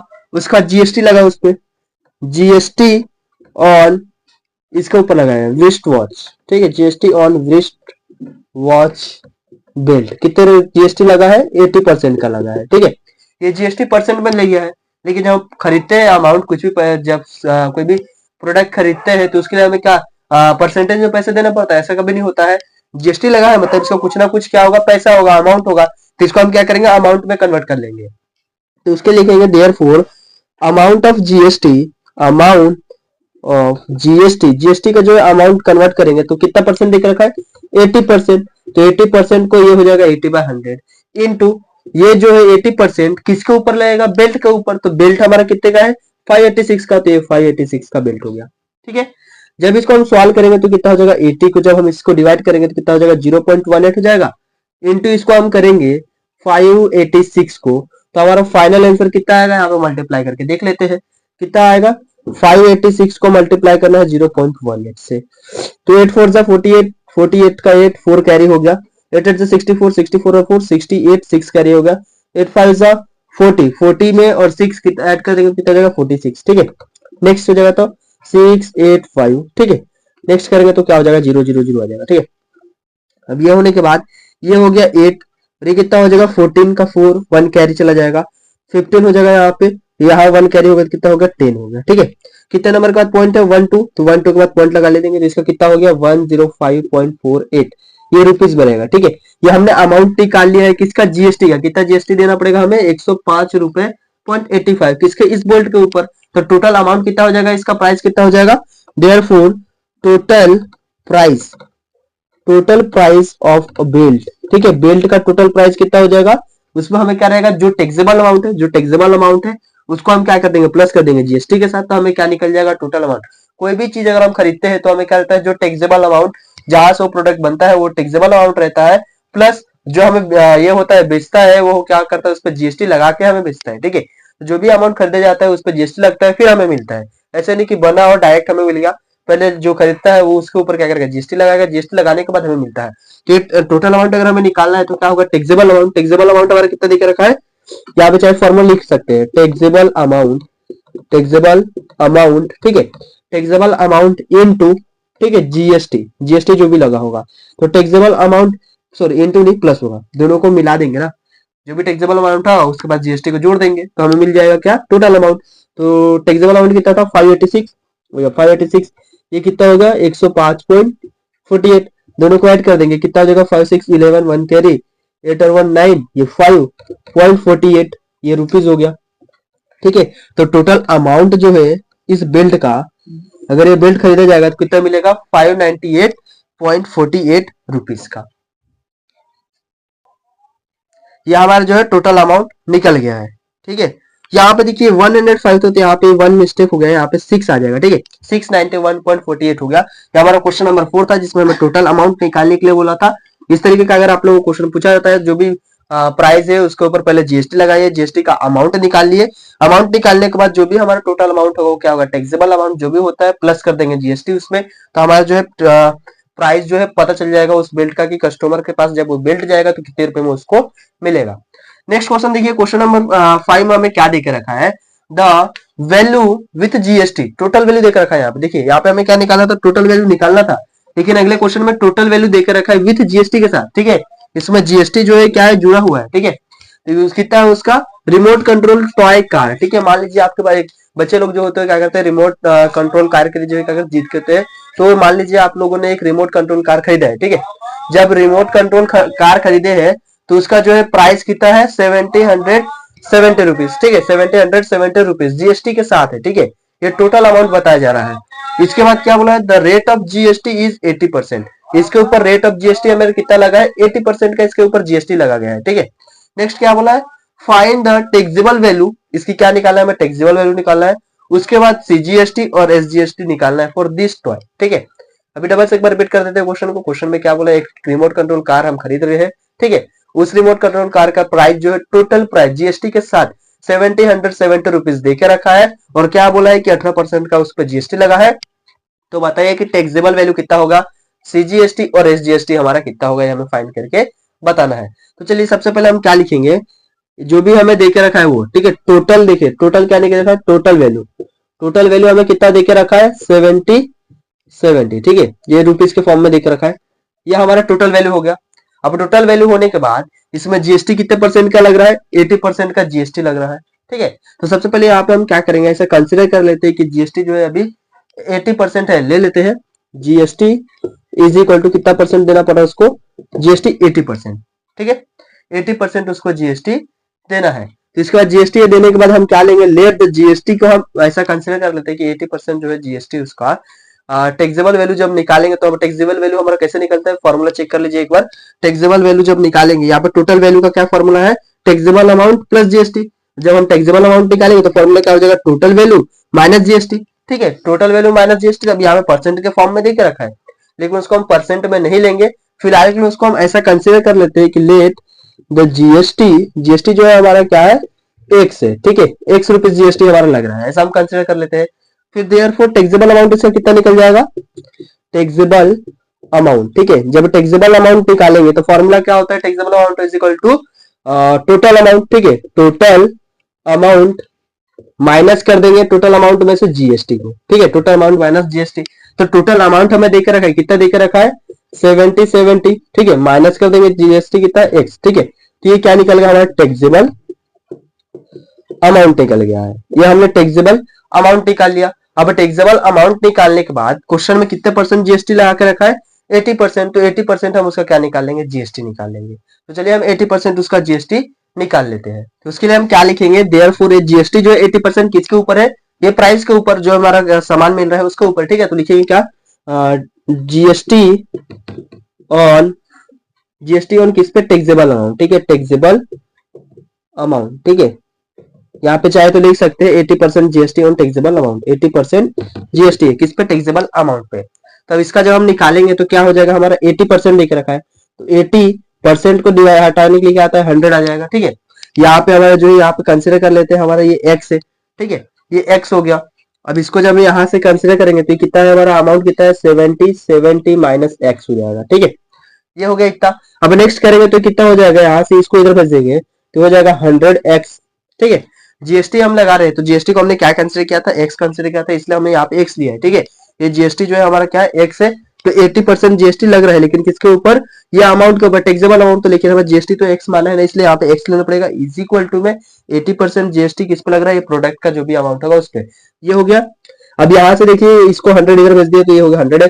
अब इसको इससे मल्टीप्लाई कर देंगे, ठीक है, इसको इससे मल्टीप्लाई कर देंगे तो जीरो जैसे का वैसे रह जाएगा, और यहाँ पे कितना हो जाएगा -18x हो जाएगा, और इसको मल्टीप्लाई कर देंगे तो मल्टीप्लाई करने पे हमारा कितना अमाउंट आ जाएगा, यहाँ पे कितना हो जाएगा, इसको मल्टीप्लाई करने पे 3186। इसको आप लोग मल्टीप्लाई करेगा 18 से, ये जो पूरा दिया है 70 को इससे मल्टीप्लाई करेंगे तो इतना आ जाएगा, माइनस है तो माइनस, फिर 18 इंटू एक्स करेंगे तो कितना मिल जाएगा 18x। अब यहाँ पे देखिए एक्स माइनस में इधर जाएगा तो प्लस हो जाएगा, तो 100x प्लस 18x हो जाएगा इज इक्वल टू 31860 हो जाएगा। इसको प्लस करेंगे तो कितना हो जाएगा 118x, ये 31860 जैसे का वैसा। x की वैल्यू निकालेंगे तो कितना हो जाएगा 31860 अपन में 118, यहाँ से डिवाइड बाय हम क्या कर देते हैं 2 कर देते हैं, क्या कर देते हैं डिवाइड बाय 2 कर देते हैं, थोड़ा छोटा हो जाएगा। जब इसको डिवाइड करेंगे तो हमारा कितना हो जाएगा 2 1 जा 2, 2 5 जा 10, 2 8 जा 16, ठीक है, 2 3 जा फिर ये 0, और इसको डिवाइड करेंगे तो कितना हो जाएगा 2 5 जा 10, 2 9 जा 18, ये इतना हो गया, ठीक है। अब ये डिवाइड करने के बाद इससे जब आप लोग इसको डिवाइड करेंगे ना तो ये जो है कितना आता है, डिवाइड करके एक बार देखिए लेंगे तो यहाँ पे आंसर जो इसका फाइनल आता है 270 रुपीज, ठीक है। ये 270 रुपीज निकल गया क्या एक्स का वैल्यू, और एक्स हमारा क्या था जीएसटी था, तो जीएसटी कितने रुपए का लग गया उसके ऊपर 270 रुपए उसका जीएसटी लग गया है, ठीक है। अब जीएसटी लग गया है तो निकालना क्या था हमें टैक्सेबल वैल्यू, तो टैक्सेबल वैल्यू को हमने क्या कंसिडर किया है टोटल अमाउंट माइनस जीएसटी, यानी कि देयरफॉर अभी हमारे पास जगह नहीं है, फिर भी यहाँ पे हम लिख देते हैं, ठीक है। यहाँ पे सॉल्व करने की कोशिश करते हैं तो क्या हो जाएगा देयरफॉर टैक्सेबल अमाउंट, यहाँ पे टी ए लिख देता हूँ, ठीक है, taxable amount is equal to 170 minus X, तो 170 माइनस एक्स मतलब कितना है 270 करना है, ठीक है, तो कितना मिल जाएगा यहाँ से 270 माइनस कर देंगे तो 5 इतना हो गया 500 हो गया, ये क्या हुआ टैक्सेबल अमाउंट निकल गया 1500 टैक्सेबल अमाउंट निकल गया। टैक्सेबल अमाउंट निकलने के बाद क्या निकालना था सीजीएसटी और एसजीएसटी, तो सीजीएसटी और एसजीएसटी उसका निकालना है, तो देयरफॉर क्या लिखेंगे CGST is equal to SGST, ये फॉर्मूला है हमारा, CGST is equal to SGST, upon में क्या होता है यहाँ पे जीएसटी बाय 2, तो जीएसटी हमने कितना निकाला यहाँ पे 270, तो 270 अपॉन में क्या आ जाएगा 2, 270 को 2 से हमें क्या करना है डिवाइड, तो आंसर इसका फाइनली कितना आ जाएगा CGST is equal to SGST, और इसका फाइनल आंसर कितना आएगा 2 1 जा 2, 2 3 जा 6, 2 5 जा 10, ये किसका कितना निकल गया 135 रुपीज, इसका फाइनल आंसर निकल गया है। देखिए मैं जो फाइंड करने के लिए था टैक्सेबल अमाउंट मैंने निकाल लिया 1500 रुपीज, ठीक है। नेक्स्ट सीजीएसटी निकाला एसजीएसटी निकाला, दोनों बराबर होते हैं कितने रुपए निकल गया 135 रुपीज निकल गया, ठीक है। ये जो है हमारा क्वेश्चन था 4 और 5 हमने सॉल्व कर लिया। यहाँ पे जो हम प्रैक्टिस सेट 4.1 को यहीं तक हम स्टॉप करते हैं, ठीक है। ये प्रैक्टिस सेट 4.1 के हमने 5 क्वेश्चन ले लिए, इससे जो है अलग आपको क्वेश्चन कोई भी नहीं पूछा जाता है। अभी नेक्स्ट क्वेश्चन जो दिया है ना क्वेश्चन नंबर 6, ये सभी चीजों का जितना हमने पढ़े ना उसका मिक्स करके दिया है, ठीक है। तो वो क्वेश्चन जो है आपको प्रैक्टिस शीट में दिया जाएगा, आप उसको सॉल्व करिएगा। प्रैक्टिस शीट में जो क्वेश्चन दिया जाएगा उसके साथ आप लोगों को उसके नीचे में उसका आंसर भी प्रोवाइड किया जाएगा, ठीक है। तो आप लोग जो वहां से देखिएगा, अगर सॉल्व नहीं कर पाते तो आंसर एक बार चेक कर लीजिएगा, देन उसको सॉल्व करने का ट्राई करिएगा। अगर जो आप लोगों को कोई भी डाउट रहेगा है तो कमेंट करके हमसे पूछ सकते हैं। अभी हम चलते हैं नेक्स्ट प्रैक्टिस सेट की ओर, जो है हमारा प्रैक्टिस सेट 4.2। अभी हम स्टार्ट करने जा रहे हैं प्रैक्टिस सेट 4.2, ठीक है। कौन सा स्टार्ट करने जा रहे हैं 4.2। देखिए उसको स्टार्ट करने से पहले जो है हम उसका बेसिक जान लेते हैं। क्या जानेंगे बेसिक में क्या दिया है, देखिए यहाँ पे ट्रेंडिंग चेन दिया है, ट्रेडिंग चेन, ठीक है। जीएसटी इन ट्रेडिंग चेन, ये चेन के फॉर्म में जीएसटी दिया गया है। मान लीजिए जीएसटी जो पे किया जाता है डायरेक्ट, कोई ऐसा नहीं है कि डायरेक्ट एक इंसान ही पे करता है, जीएसटी जो है 2-3 स्टेप में डिवाइड रहता है। पहले देखिए क्या होता है, जो भी प्रोडक्ट है वो क्या करेगा मैन्युफैक्चरर उसको क्या करेगा बनाएगा, ठीक है। मैन्युफैक्चरर उसको बनाएगा, फिर वो मैन्युफैक्चरर जो है वो भी सामान जो है मैन्युफैक्चरर वो किसको देता है, होलसेलर को या फिर डिस्ट्रीब्यूटर को। होलसेलर मतलब को जो बड़ी बड़ी कंपनियां होती है, फिर बड़े बड़े मार्केट में जो दुकानें होती है उनको देते हैं, ठीक है। मैन्युफैक्चर डायरेक्ट अपने को नहीं मिलता, ठीक है। मैन्युफैक्चर ऐसा नहीं रहा कि कंपनी, मैन्युफैक्चर मतलब क्या होगा ऐसा कंसिडर करके चलिए कि कंपनी है, कंपनी में प्रोडक्ट बन रहा है, वो प्रोडक्ट कंपनी से बनने के बाद बड़े बड़े दुकानों में जाएगा, दुकानों के बाद हो सकता है बड़े बड़े कंपनी में से निकलने के बाद हो सकता है बड़े होलसेलर जो हर जगह वो क्या करते हैं सामान को बांटने का काम करते हैं, डिस्ट्रीब्यूट करते हैं, ठीक है। होलसेलर के पास जाएगा, फिर डिस्ट्रीब्यूटर के पास जाएगा। ये होलसेलर और डिस्ट्रीब्यूटर क्या करेगा रिटेलर को देता है, और रिटेलर किसको देता है कंज्यूमर को, ठीक है। तो सिंपल सा समझना है इसमें क्या है हमें कि एक कंपनी है, कंपनी क्या करेगा प्रोडक्ट बनाएगा, प्रोडक्ट बनाने के बाद होलसेलर को देगा या फिर डिस्ट्रीब्यूटर को देगा, ठीक है। होलसेलर क्या करेगा रिटेलर को देगा। रिटेलर कौन होता है, छोटे मोटे दुकान जो होते हैं, ठीक है। किराना दुकान हो गया, जो छोटे मोटे स्टोर्स होते हैं वो हमारा रिटेलर होता है, ठीक है। और छोटे मोटे स्टोर से हम क्या करते हैं सामान खरीदते हैं, ऐसे तो नहीं डायरेक्ट हम गए होलसेलर के पास, होलसेलर ने हमें डायरेक्ट सामान दे दिया, ठीक है। ऐसा हमें कभी नहीं मिलता है, ठीक है। मिलता है वो अलग अलग उसमें ये होता है, ठीक है। ऐसा नहीं है कि कंज्यूमर जो है डायरेक्ट इसके पास नहीं जा सकता है लेने के लिए, लेकिन सबसे पहले प्रोसेस जो है फॉलो करना पड़ता है, ठीक है। ये जो है सबसे पहले कंपनी बनाएगा, उसके बाद डिस्ट्रीब्यूटर के बाद, उसके बाद रिटेलर, उसके बाद कंज्यूमर, ठीक है। अगर कंज्यूमर हो सकता है वो रिटेलर का, वहां पे जहाँ कंज्यूमर है अगर वो रिटेलर का वर्क ये करेगा, ठीक है। जहाँ रिटेलर है, रिटेलर का अगर वो काम करता है, मतलब समझ लीजिए ये कंज्यूमर है, कंज्यूमर को एक दुकान खोलना है, तो क्या बन जाएगा उस समय के लिए, रिटेलर बन जाएगा। तो रिटेलर क्या करेगा, यहाँ इसके पास जाएगा, ठीक है। इसके पास होलसेलर के पास जाएगा, होलसेलर उसको क्या करेगा, उसको जो भी सामान है उसको देगा, और वो क्या करेगा, फिर वो रिटेलर का काम करेगा। फिर ये रिटेलर क्या करेगा, सामान लेने के बाद वो नेक्स्ट कंज्यूमर को ही बेचेगा। मतलब कंज्यूमर में ही रिटेलर बन सकता है, ठीक है। हो सकता है रिटेलर काम करते करते करते होलसेलर बन जाए एक समय पे आके, हो सकता है अपनी बड़ी दुकान खोल ले, बड़ा कंपनी खोल ले, और खुद ही हो सकता है मैन्युफैक्चरर बन जाए, ठीक है। तो ये जो चेन होता है, कंपनी बनाती है, उसके बाद डिस्ट्रीब्यूटर को देती है, होलसेलर को देती है, वो रिटेलर को देता है, रिटेलर क्या करता है, कंज्यूमर को देता है। ये हमारा बेसिक होता है, ट्रेन चेन होता है, ठीक है। किसका, जीएसटी पे करने का, ठीक है। अभी नेक्स्ट हमारा क्या है, इनपुट टैक्स। अब इनपुट टैक्स कब दिया जाता है, देखिए, when a trader paid GST at the time of purchase, ठीक है। ट्रेड मतलब क्या हो गया, जो खरीदने जाते हैं ना दुकान वाले, तो जब वो जीएसटी पे करता है, जब वो खरीदता है, ठीक है। मान लिया कोई प्रोडक्ट खरीद रहा है, दुकानदार की बात हुई, यहाँ पे हम नहीं रहेंगे, ठीक है। जब ट्रेडर क्या करेगा, जीएसटी खरीदेगा, मतलब कोई प्रोडक्ट खरीद रहा है, जब वो जीएसटी पे करता है, तो उसको हम कौन सा कहते हैं, इनपुट टैक्स कहते हैं, ठीक है। वो कौन सा टैक्स हो जाएगा, हमारा इनपुट टैक्स हो जाएगा। कब, जब कोई दुकानदार किसी कंपनी के पास जाता है और सामान खरीदता है और उसको टैक्स देता है, तो उसको हम क्या कहेंगे, इनपुट टैक्स हो जाएगा हमारा, परचेस करते समय, ठीक है। और वो होने के बाद वो क्या करेगा, आउटपुट टैक्स क्या होता है, जब वो खरीद के आ जाएगा ट्रेडर, जो ट्रेडर है जहां पर कंपनी में गया, जीएसटी पे किया और सामान खरीद के लेके आया, फिर वो ट्रेडर क्या करेगा, हम जैसे कंज्यूमर को क्या करेगा, बेचेगा, ठीक है। जब हम कंज्यूमर को बेचेगा तो वो क्या करेगा, उस पर जीएसटी लगाएगा। पर उसने क्या किया, खुद जीएसटी पे किया कंपनी वाले को, कंपनी से पे किया, फिर कंसिडर करिए मैन्युफैक्चरर को, ठीक है। मैन्युफैक्चरर या फिर होलसेलर को उसने क्या किया, जीएसटी पे किया। जीएसटी पे जब वो कर रहा है तो उसको हम कौन सा पे करेंगे, इनपुट टैक्स कहेंगे, ठीक है। और जब वो टैक्स देने के बाद अपने दुकान में सामान लेके आया, सामान लाने के बाद किसी कंज्यूमर को अगर बेचता है, तो उसको हम कौन सा टैक्स कहेंगे, आउटपुट टैक्स। जब वो कंज्यूमर को बेचेगा तो कंज्यूमर जो खरीदेगा ना, उस पर टैक्स लगा के बेचेगा, ठीक है। मान लीजिए जो सामान लाया था उसका अमाउंट कुछ और था, ठीक है, अमाउंट कुछ और था, उस पर जीएसटी लगा दिया उसने, ठीक है। जब वो जीएसटी लगा दिया उसने, तो उसका अमाउंट टोटल हो गया, जैसा भी हमने पढ़े टैक्सेबल अमाउंट होता है, टोटल अमाउंट होता है, जीएसटी होता है, ठीक है। तो टोटल अमाउंट कैसे रहता है, जो भी टैक्सेबल अमाउंट होता है उसमें प्लस जीएसटी कर देंगे, ठीक है। तो टैक्सेबल अमाउंट प्लस जीएसटी हो गया, टैक्सेबल अमाउंट प्लस जीएसटी किए तो क्या हो गया, हमारा टोटल अमाउंट निकल गया। तो जब वो दुकानदार जाएगा खरीदने के लिए सामान, तो टोटल अमाउंट जब लेगा, तो टैक्सेबल पर जीएसटी उसको खुद देना है, पहले वो खुद जीएसटी देता है, ठीक है। जब उसने जीएसटी दे दिया, जब वो फिर लाएगा दुकान में सामान और वो अपने जैसे इंसान को, कंज्यूमर को बेचेगा, तो हमसे क्या करता है, वो जीएसटी कलेक्ट करता है, क्योंकि उसने जीएसटी दिया है तो जीएसटी हमारे से तो कलेक्ट करेगा ना, वो घाटा में तो नहीं जाएगा ना। वो दुकानदार है, दुकानदार वो है, दुकान चला रहा है, तो उसको भी फायदा चाहिए। तो क्या करेगा, जो भी जीएसटी दिया है वो क्या करेगा, हमसे वसूल करेगा, और हमसे जीएसटी लेगा, फिर वो क्या करेगा, वो जो भी सामान उसको बेचेगा, ठीक है। तो उसका जो जीएसटी होता है ना, तो कोई भी दुकानदार हो गया, फिर कोई भी बड़े बड़े हो गए दुकान हो गए, या फिर कोई भी होलसेलर हो गया, जो कुछ भी हुआ, उनको जो है जीएसटी देने की जरूरत नहीं पड़ती है। क्यों, ऐसा नहीं है कि जीएसटी देते हो, जीएसटी देते हैं, लेकिन क्या करते हैं, फिर जीएसटी जो है कंज्यूमर से कलेक्ट कर लेते हैं, तो उनको जीएसटी जो है देने की जरूरत ही नहीं पड़ती है। उनके लिए जो है एक ये बनाना पड़ता है, जीएसटी कार्ड बनाना पड़ता है, ठीक है। जीएसटी का जो है जीएसटी आया ना, उसके पहले हमने पढ़ा था, वो कार्ड बनाना पड़ता है, जिसकी वजह से क्या होता है, वो जीएसटी जो भी वहां पे देते हैं परचेस करते समय, फिर वो कलेक्ट कर लेते हैं, तो उनका जीएसटी जो है पूरा खत्म हो जाता है, 1 रुपए भी उनका जीएसटी नहीं लगता है, जीएसटी उनको 1 रुपए भी देने की जरूरत नहीं है। जो भी जीएसटी है वो कौन पे करता है, कंज्यूमर, यानी कि हम पे करते हैं। देखिए कितना घुमा फिर आके कंज्यूमर जो है जीएसटी पे करते हैं, कोई दुकानदार वगैरह कोई भी जीएसटी पे नहीं करता है। जीएसटी कौन पे करता है, कोई जो कंज्यूमर है, खरीदने वाला है, वो जीएसटी पे करता है, ठीक है। दुकानदार की, कोई भी दुकानदार को जीएसटी पे करने की जरूरत नहीं रहती है, क्योंकि उनके पास एक कार्ड रहता है, जीएसटी नंबर, जिसको उसके वजह से जो है उनको कोई भी जीएसटी पे करने की जरूरत नहीं पड़ती है। वहां पे पहले पे करेगा, देन का करेगा, कंज्यूमर से कलेक्ट कर लेगा वो जो भी जीएसटी पे किया है, तो उसको जीएसटी जो है जितना दिया है उतना मिल गया, तो उसको 1 भी रुपये जीएसटी लगा नहीं, जीएसटी कौन दिया, कंज्यूमर ने। तो ऐसा यहाँ पे होता है। तो जब वो खरीदते समय टैक्स देगा, जीएसटी देगा, तो उसको हम कौन सा टैक्स कहते हैं, इनपुट टैक्स। और जब वो बेचेगा, जो भी सामान खरीद के लाया है और कंज्यूमर को बेचेगा, तो जब कंज्यूमर उसको टैक्स देगा, तो कौन सा टैक्स हो जाएगा, हमारा आउटपुट टैक्स हो जाएगा। तो सिंपल से समझना क्या है इसमें, जब दुकानदार कोई सामान परचेज करेगा तो उसको हम इनपुट टैक्स देंगे, जब वो पैसा देगा तो इनपुट टैक्स रहेगा वो। जब वही दुकानदार कोई सामान जो खरीद कर लाए उसको बेचेगा और जो टैक्स कलेक्ट करेगा, उसको कौन सा टैक्स करेंगे, हम आउटपुट टैक्स करेंगे, ठीक है।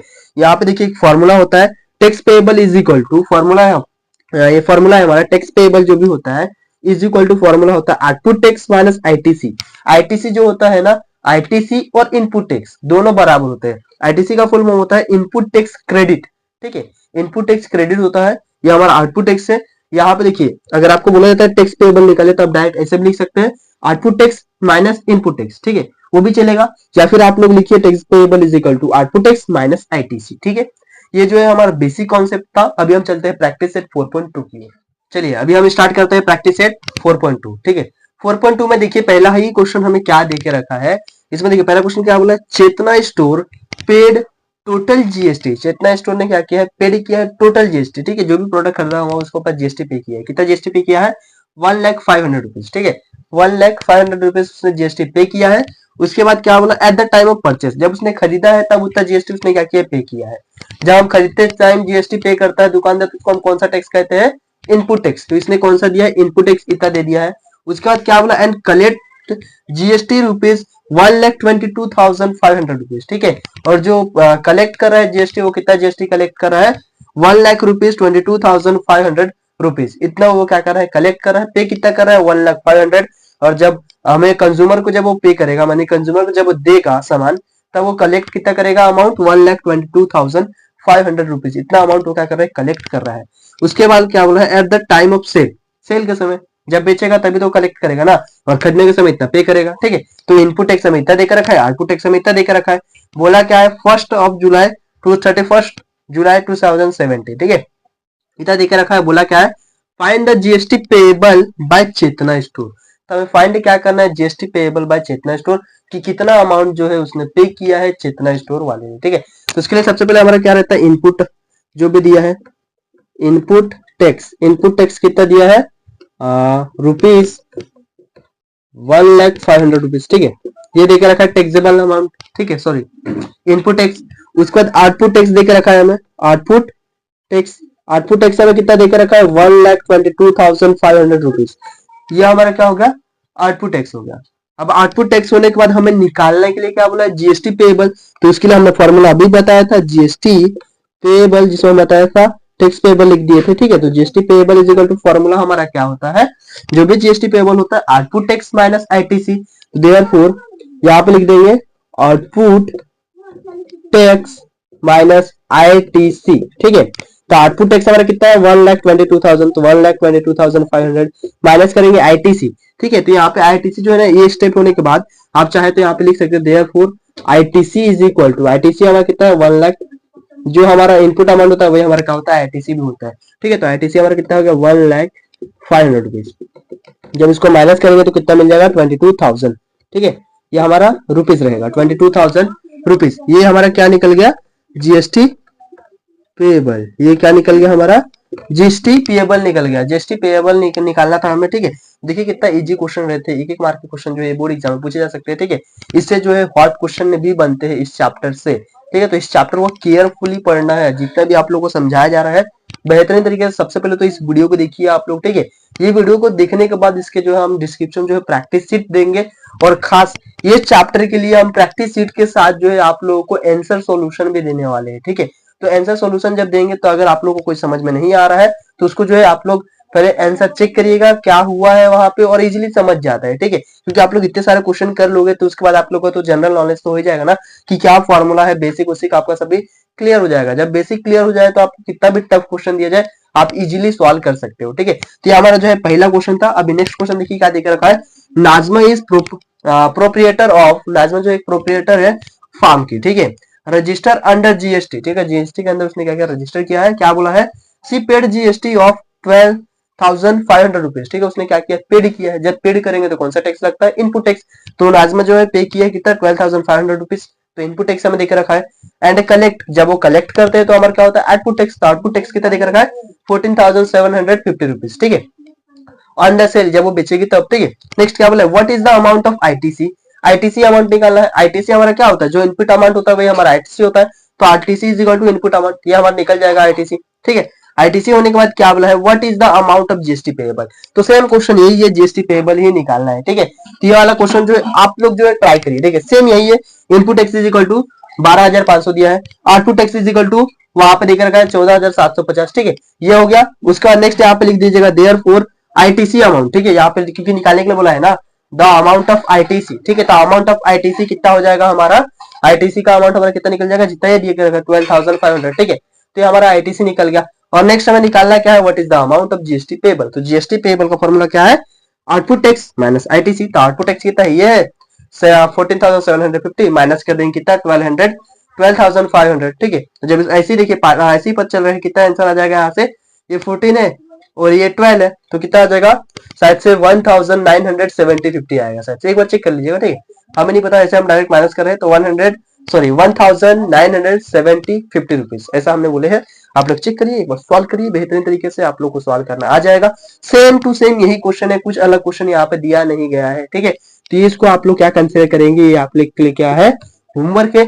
एक के देखिए एक क्वेश्चन करने के बाद सेम टू सेम ऐसा क्वेश्चन मिल जाता है ना, तो हमें और बेसिक अच्छे से समझ में आता है, तो आप उसको सॉल्व करिए, आप लोग को समझ में आ जाएगा। अभी चलते हैं हम नेक्स्ट क्वेश्चन की ओर। अभी देखिए हमें नेक्स्ट क्वेश्चन देकर रखा है, क्वेश्चन नंबर 3 4.2 का ही सॉल्व कर रहे हैं, ठीक है।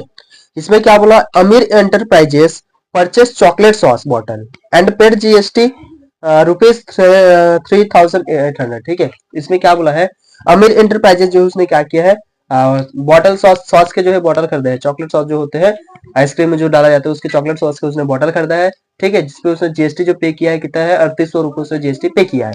जीएसटी पे किया है मतलब क्या है, वो उसका इनपुट टैक्स है, ठीक है, इनपुट टैक्स उतना हो गया। He sold those bottle to Akbari bros and collect GST 4,100 rupees, और उसने क्या किया, जो बॉटल सॉस खरीदा था उसने अकबरी ब्रॉस को उसको क्या कर दिया, बेच दिया। जब अकबरी ब्रॉस को बेचा तो उसका क्या हो गया, आउटपुट टैक्स हो गया, ठीक है, तो आउटपुट टैक्स देके रखा है। उसके बाद क्या बोला, Mayank food corner purchase this bottle from Akbari bros and paid GST 4,500। अब उसके बाद क्या हुआ, एक नया इंसान आया जो कि क्या, उसका नाम क्या है, मयंक फूड कॉर्नर, एक मान लीजिए दुकानदार आया मयंक फूड कॉर्नर, उसने क्या किया, वो जो है बॉटल सॉस उसने खरीद लिया, ठीक है, किससे, अकबरी ब्रॉस से, तो अकबरी ब्रॉस उसको क्या कर रहा है, बेच रहा है, तो अकबरी ब्रॉस जब उसको बेचेगा तो उसका कौन सा टैक्स हो जाएगा, अकबरी के लिए इनपुट टैक्स हो जाएगा, तो इनपुट टैक्स जो है अकबरी ब्रॉस का देकर रखा है हमें, ठीक है, वो कितने में बेचा है उसने, 4,500 में। Find the amount of GST amount at every stage of trading and hence find the CGST and SGST. हमें क्या करना है, सीजीएसटी और एसजीएसटी निकालना है, उसके बाद अमाउंट जो है जीएसटी पेबल कितना है वो पहले फाइंड करके निकालना है। तो एक बार डबल से रिपीट करते हैं, क्वेश्चन में क्या था, क्वेश्चन में क्या देकर रखा है, अमीर एंटरप्राइजेस जो है चॉकलेट सॉस के बॉटल खरीदता है, ठीक है, कितने रुपए खरीदा उसने, 3,800 रुपए का चॉकलेट का सॉस का बॉटल खरीदा। उसके बाद उसने क्या किया, अकबरी ब्रॉस को बेच दिया। जब उसने बेचा तो उसको आउटपुट टैक्स मिल गया, ठीक है, आउटपुट टैक्स हो गया।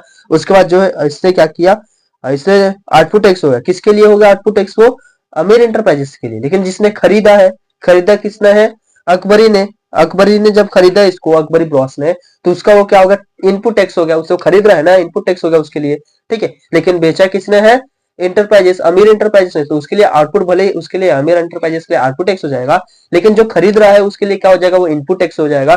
तो इसका इनपुट टैक्स हो गया अमीर अकबरी का, सॉरी अकबरी ब्रॉस का, ठीक है, उसका कितना होगा, अकबरी ब्रॉस का इनपुट हो गया टैक्स 4,100। उसके बाद अकबरी ब्रॉस ने क्या किया, उसको जो है मयंक फूड सेंटर से, एक नाम है मयंक फूड कॉर्नर, उसको उसने बेच दिया। जब उसने बेचा तो उसके लिए वो क्या होगा, taxable amount, sorry output amount हो गया, यानी कि आउटपुट टैक्स हो गया। तो हमें बोला है कि जीएसटी पेबल कितना हो गया वो निकालो, उसके बाद निकाला है सीजीएसटी और एसजीएसटी, ठीक है। तो चलिए इस क्वेश्चन को हम सॉल्व करते हैं। सबसे पहले हमें देखिए क्या लिखा है वो लिखेंगे। सबसे पहले किसके लिए देकर रखा है, जो है हमारा अमीर एंटरप्राइजेस के लिए निकालेंगे, तो फॉर अमीर एंटरप्राइजेस, ठीक है, अमीर एंटरप्राइजेस के लिए सॉल्व कर रहे हैं, ठीक है। जब अमीर एंटरप्राइजेस ने जब बॉटल खरीदा तो उसका इनपुट टैक्स कितना था, सॉस के जब बॉटल उसने खरीदा तो इनपुट टैक्स कितने रुपए में खरीदा था, 3,800 रुपए में, तो 3,800 रुपए में उसने खरीदा, ठीक है। अब ये जो है खरीदने के बाद उसने किसको बेच दिया, अकबरी ब्रॉस को। अकबरी ब्रॉस को जब बेचा तो बेचने का हो गया, बेचने के लिए इसका क्या हो जाएगा, आउटपुट टैक्स, इसका क्या हो जाएगा, आउटपुट टैक्स कितने में बेच दिया उसने, 4,100 रुपए में, ठीक है। ये अकबरी का हो गया। अकबरी के लिए सॉल्व कर रहे हैं तो इनपुट मिल गया, आउटपुट मिल गया। निकालने के लिए क्वेश्चन में क्या बोला है, टैक्सेबल अमाउंट, सीजीएसटी और एसजीएसटी। तो यहाँ पे होने के बाद देयरफॉर लिख लेंगे, therefore the ITC, ITC amount कितना हो जाएगा, ITC amount is equal to क्या होता है, आईटीसी अमाउंट क्या होता है, इनपुट टैक्स जो भी होता है, तो आईटीसी अमाउंट कितना हो जाएगा हमारा 3,800। जब आईटीसी अमाउंट निकल गया तो हम क्या निकालेंगे, जीएसटी पेएबल। तो therefore GST payable is equal to, formula हमारा क्या होता है जीएसटी पेएबल का, output tax, output tax, output tax जो भी होगा, और उसके बाद हमारा आउटपुट टैक्स में हम क्या करते हैं, जो जीएसटी रहता है आउटपुट टैक्स में, GST is equal to output tax होता है माइनस क्या करते हैं हम आईटीसी, तो माइनस हो जाएगा हमारा आईटीसी। तो आउटपुट टैक्स कितना देकर रखा हमारा 4100, माइनस कर देंगे तो कितना हो जाएगा 3800, और इसको माइनस करेंगे तो कितना हो जाएगा 300। ठीक है, ये हमारा क्या निकल गया, जीएसटी पेएबल निकल गया। जीएसटी पेएबल किसके लिए निकाले हमने, इसके लिए अमीर एंटरप्राइजेस के लिए। ठीक है, तो ये पेएबल है, जीएसटी पेएबल अमीर एंटरप्राइजेस के लिए जीएसटी पेएबल ये हो गया। इसके बाद सीजीएसटी और एसजीएसटी निकाला है, तो देयरफॉर क्या होगा, CGST is equal to SGST is equal to क्या होता है, जीएसटी अपॉन में 2। तो जीएसटी कितना निकला है 300 अपॉन में 2, तो फाइनली कितना निकल गया 150 रुपीज। ठीक है, ये सीजीएसटी और एसजीएसटी अमाउंट में निकल गया है, किसके लिए, अमीर एंटरप्राइजेस के लिए। अब अमीर एंटरप्राइजेस के बाद कौन आया, अकबरी ब्रॉस, तो अब निकालेंगे फॉर अकबरी ब्रॉस के लिए, फॉर अकबरी ब्रॉस। ठीक है, अकबरी ब्रॉस ने क्या किया, जो इसने खरीदा था, किससे खरीदा, अमीर एंटरप्राइजेस से अकबरी ब्रॉस ने खरीदा। जब खरीदा उसने तो अकबरी ब्रॉस के लिए क्या होगा, उसका इनपुट अमाउंट हो गया, तो यहाँ पे लिख देंगे इनपुट टैक्स। इनपुट टैक्स उसने कितना दिया है, ₹4100। अब इसको उसने क्या किया, बेचा। किसको बेचा उसने, फूड कॉर्नर था कोई, तभी नयन फूड कॉर्नर। ठीक है, नयन फूड कॉर्नर को उसने बेचा, तो क्या होगा, उसका आउटपुट टैक्स हो गया। वो क्या हो गया, आउटपुट टैक्स। आउटपुट टैक्स कितना ने बेचा उसने, 4500 में बेचा था। अब ये हो गया, इनपुट मिल गया, आउटपुट मिल गया, फिर सेम यही, therefore ITC is equal to, ITC is equal to, इसका इनपुट कितना है 4100 है, तो इसका भी कितना हो जाएगा 4100। आईटीसी निकल गया। उसके बाद जीएसटी पेएबल का फॉर्मूला क्या होता है, GST payable is equal to, formula क्या होता है, आउटपुट टैक्स माइनस आईटीसी। तो आउटपुट टैक्स कितना देके रखा है, इसका आउटपुट टैक्स कितना है 4500, तो 4500 माइनस 4100, तो कितना निकल गया इसका जीएसटी पेएबल 400। जब जीएसटी पेएबल 400 रुपीज निकल गया है, तो सीजीएसटी इज इक्वल टू क्या होता है, एसजीएसटी इज इक्वल टू क्या होता है, जीएसटी बाई 2। तो 400 का हाफ कर देंगे तो कितना निकल जाएगा 200 रुपीज। 200 रुपीज क्या निकल गया उसका, सीजीएसटी और एसजीएसटी। देखिए कितना इजी क्वेश्चन था, इसमें बस हमें दो चीजों के लिए निकालना था, लेकिन हमने किए क्या, जो क्वेश्चन पहले देखे रखा था वही क्वेश्चन के सवाल सॉल्व किया हमने। ठीक है, सबसे पहले वाला जो क्वेश्चन दिया था उसमें भी इनपुट आउटपुट देख रखा था, जीएसटी पेएबल निकाल रहे थे, वही हम कर रहे हैं, इनपुट आउटपुट देख रखा, जीएसटी पेएबल निकाल रहे हैं, लेकिन इसमें एक्स्ट्रा क्या आ गया है, सीजीएसटी और एसजीएसटी। और सीजीएसटी एसजीएसटी तो हमने पहले ही इससे निकालना सीख लिया है प्रैक्टिस सेट 4.1 से ही। ठीक है, अभी नेक्स्ट देखिए क्वेश्चन नंबर 5 में हमें देखिए क्या रखा है। क्वेश्चन नंबर 5 में देखिए क्या बोला है, MS beauty product paid 80% GST. यहाँ देखिए अभी परसेंटेज में आ गया है। ठीक है, तो पैसे में उसको पहले कन्वर्ट करना पड़ेगा। 80% जीएसटी, एक ब्यूटी पार्लर मान लीजिए ऐसा प्रोडक्ट खरीदे है, ब्यूटी प्रोडक्ट एक खरीद रही है, जिसने क्या किया, उसने पेड किया है जीएसटी। पहले वो खरीद रही है तो जीएसटी पे कर रही है, कितना परसेंट, 80% ऑन कॉस्मेटिक वर्थ। ठीक है, कॉस्मेटिक वर्थ कुछ भी खरीद रही है, मान लीजिए ऐसा प्रोडक्ट कुछ भी खरीद रही है, जो कि 80% क्या कर रही है, जीएसटी वो पे कर रही है। ठीक है, तो 80% जब वो जीएसटी पे कर रही है, कितने रुपए पे, 6000 पे। ठीक है, and sold to a customer. अब उसको क्या किया, उसने खरीदा तो जीएसटी पे किया। ठीक है, अब वो क्या करेगी, जो खरीद के लाई उसको क्या करेगी, कस्टमर को पे करेगी।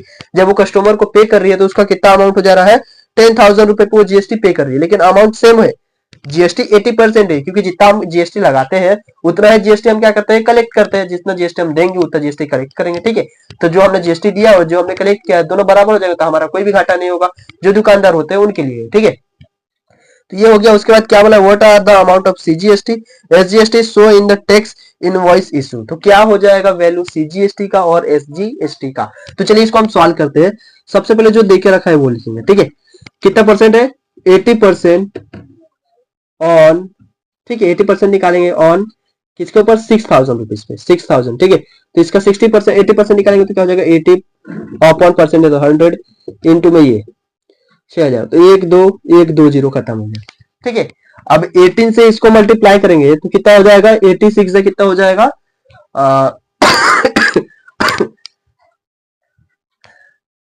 18 6 कितना हो जाएगा हमारा 108।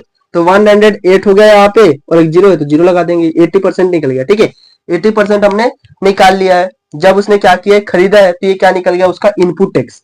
ये क्या है, इनपुट टैक्स है। अब आउटपुट टैक्स निकालना है, तो आउटपुट टैक्स में भी तो सेम वही है ना, आउटपुट टैक्स उसका भी सेम वही रहेगा ना, 80% देना है ठीक है। लेकिन 80% किस पे देना है उसको, 10,000 पे, तो 10,000 आ जाएगा, 2 जीरो के साथ, ये 2 जीरो कैंसल, इसको इससे मल्टीप्लाई कर देंगे तो कितना हो जाएगा 1800 रुपीज। ये क्या निकल गया उसका आउटपुट टैक्स। अब जब आउटपुट टैक्स निकल गया तो निकालने के लिए क्या बोला है, पहले जीएसटी पेबल निकालेंगे, उसके बाद एसजीएसटी और सीजीएसटी निकालेंगे। तो therefore ITC is equal to, जो इनपुट रहता है, इनपुट कितना 80 है, 1080, तो इतना हो गया रुपीज, यहाँ पे भी रुपीज लगा देंगे, ठीक है। अब ये होने के बाद therefore GST payable is equal to, formula क्या हो जाएगा हमारा, आउटपुट टैक्स माइनस आईटीसी। अब आउटपुट टैक्स कितना है हमारा, आउटपुट टैक्स देखिए कितना, आउटपुट 18,000 सॉरी 1800, माइनस कर देंगे आईटीसी तो कितना 80, 1080, ठीक है, 1080 माइनस कर दिया हमने, ठीक है। तो अब 1000 में 1800 में से 1080 अगर चला जाता है, ठीक है, तो यहाँ पे कितना बच जाएगा 720। अब 720 रुपए निकल गया हमारा जीएसटी पेएबल। जब जीएसटी पेएबल 720 है तो सीजीएसटी और एसजीएसटी उसका क्या हो जाएगा, half. Therefore CGST is equal to SGST is equal to GST by 2, formula तो 720 अपॉन 2 तो कितना हो जाएगा 360 हो जाएगा, ठीक है। 360 रुपीज उसका निकल गया सीजीएसटी और एसजीएसटी। ये हमारा कौन सा था, क्वेश्चन नंबर 5 था। अभी देखिए हमने प्रैक्टिस सेट 4.2 के हमने टोटल 4 क्वेश्चन ले लिए हैं और इतना क्वेश्चन जो है सफिशिएंट है। इसके बाद वाला क्वेश्चन जो है ना, हमें टैक्स इनवॉइस बनाना है, उसका जो है हम सॉल्यूशन जो है आप लोगों को प्रोवाइड कर देंगे और बहुत इजी होता है, आप लोग देख के बस उसको समझ लेंगे तो आप लोगों को समझ में आ जाएगा। उसका हम सॉल्यूशन जो है प्रैक्टिस सेट में उसको प्रोवाइड कर देंगे। अभी हम चलते हैं नेक्स्ट प्रैक्टिस सेट की ओर, लेकिन इससे पहले मैं पूछना चाहूंगा, अगर आप लोग को ये सभी चीज समझ में आ गया है तो कमेंट करना मत भूलिएगा। कमेंट करिए कि हाँ भाई हमें समझ में आ गया है, तभी हमें पता चलेगा कि आप लोग को समझ में आ रहा है कि नहीं आ रहा है, ठीक है। अभी चलते हैं हम नेक्स्ट प्रैक्टिस सेट। अभी हमारा जो है स्टार्ट करने जा रहे हैं प्रैक्टिस सेट 4.3, लेकिन 4.3 स्टार्ट करने से पहले जो बेसिक जान लेना इंपॉर्टेंट है, ठीक है। जब तक हम बेसिक पता नहीं होगा, इसके बाद हम जो सॉल्व करेंगे फिर आप लोग को समझ में नहीं आएगा कैसे आ रहा है, ठीक है। चलिए सबसे पहले बेसिक जानते हैं। इसमें सबसे पहला नंबर दिया है शेयर। शेयर क्या होता है तो आप लोगों को पता है, शेयर मार्केट, ठीक है। शेयर मार्केट में क्या होता है, कुछ शेयर जो है एक दूसरे जो है क्या कर खरीदते हैं, उसे हम क्या कहते हैं, शेयर मार्केट में शेयर्स लगाना। कोई मान लीजिए आप लोग को कहीं पैसे आप लोग के पास ज्यादा है तो पैसे को अगर बढ़ाना है तो हम क्या करते हैं, कुछ शेयर खरीद लेते हैं। अगर वो शेयर हमारा बिकता है यानी कि उस पे जो पैसे मिलते हैं तो हमें क्या होता है, बेनिफिट होता है। तो वैसे हमारे जो है ना शेयर यहाँ पे दिखे रखा है। यहाँ पे शेयर का डेफिनेशन क्या दिया देखिए, a share is a smallest unit of a capital. Share क्या होता है, छोटा सा यूनिट होता है कैपिटल का। यहाँ पे जो कैपिटल वर्ड यूज हुआ है ना, यहाँ पे कैपिटल जो है पैसा है। क्या है कैपिटल, यहाँ पे पैसा है। यहाँ पे कैपिटल वर्ड क्या हुआ है, पैसा, ठीक है। तो पैसे का पूरा खेल है यहाँ पे, ठीक है। और फाइनेंशियल प्लानिंग पढ़ रहे हैं मतलब क्या है, हम पैसे का ही बारे में पढ़ रहे हैं ना, ठीक है। क्या पैसे कहाँ कितने लगाना है, कितना खर्च करना है, कितना बचाना है, कितना सेव करना है, सभी चीजें हम किसके बारे में पढ़ रहे हैं, पैसे के बारे में भी पढ़ रहे हैं। तो ये सभी चीजें हमें किसमें दे के रखा है, किसके बारे में, पैसे के बारे में। तो अगर हमें छोटा अमाउंट जो होता है, कुछ पैसे का कुछ यूनिट जो होता है, उसको हम क्या कहते हैं, शेयर कहते हैं, ठीक है। शेयर होल्डर क्या होता है, a person whose own the share is called as share holder, ठीक है। ऐसा कोई व्यक्ति जिसका खुद का शेयर हो, खुद का शेयर हो मतलब क्या हो, खुद का पैसे लगा रहा है वो, ठीक है। तो उसको हम क्या कहेंगे, शेयर होल्डर। कुछ खरीदा है, मान लीजिए कोई पार्टनरशिप है, उसमें क्या किया, उसने कुछ अमाउंट जो पैसा जो है लगाया उसने, ठीक है। तो उसमें क्या लगा, अपना पैसा लगाया है, तो उसका क्या हो गया, वो शेयर होल्डर हो गया, ठीक है। कुछ ना कोई शेयर क्या किया उसने खरीद लिया है, ठीक है, तो शेयर होल्डर हो गया। उसको होल्ड करके रखने वाला उसका जो है मालिक कौन हो गया, वो जो खरीदा है वो। तो शेयर होल्डर क्या होता है, जो भी अमाउंट हमारा जो भी लगाया जाता है और कुछ शेयर कर जाता है वो क्या हो जाएगा, शेयर होल्डर हो जाएगा, ठीक है।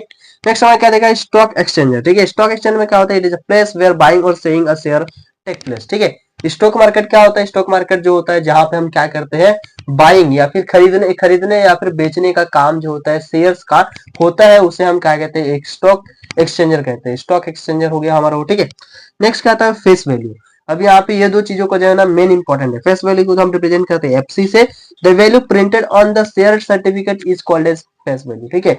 हम जब शेयर खरीदते हैं ना तो वहां पे हमें एक शेयर सर्टिफिकेट मिलता है, ठीक है, जिसमें प्रिंटेड रहता है कि हमने कितना अमाउंट जो उसमें इन्वेस्ट किया है, सभी चीज उसमें लिखी रहती है, सभी इन्फॉर्मेशन लिखा रहता है, ठीक है। तो उसी में जो है फेस वैल्यू भी लिखा रहता है, प्रिंटेड होता है सर्टिफिकेट में, तो उसको हम क्या कहेंगे, फेस वैल्यू।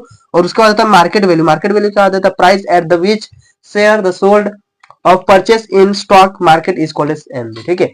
एमबी क्या होता है, मार्केट वैल्यू होता है। मान लीजिए फेस वैल्यू जो है आप लोगों ने कुछ खरीद के लाया, ठीक है, फेस वैल्यू वहां पे आप लोग कुछ और मिला, लेकिन जब मार्केट में बेचोगे तो मार्केट में जो बेचोगे तो अमाउंट अलग होता है। जाहिर सी बात है, जब हम खरीदते हैं और जब उसको मार्केट में बेचते हैं तो उन दोनों का अमाउंट जो है क्या होता है, डिफरेंस हो जाता है, ठीक है। अगर ये कम है तो आप मार्केट वैल्यू ऑब्वियसली क्या होता है, ज्यादा होता है, ठीक है। तो वो हमें दिया गया है।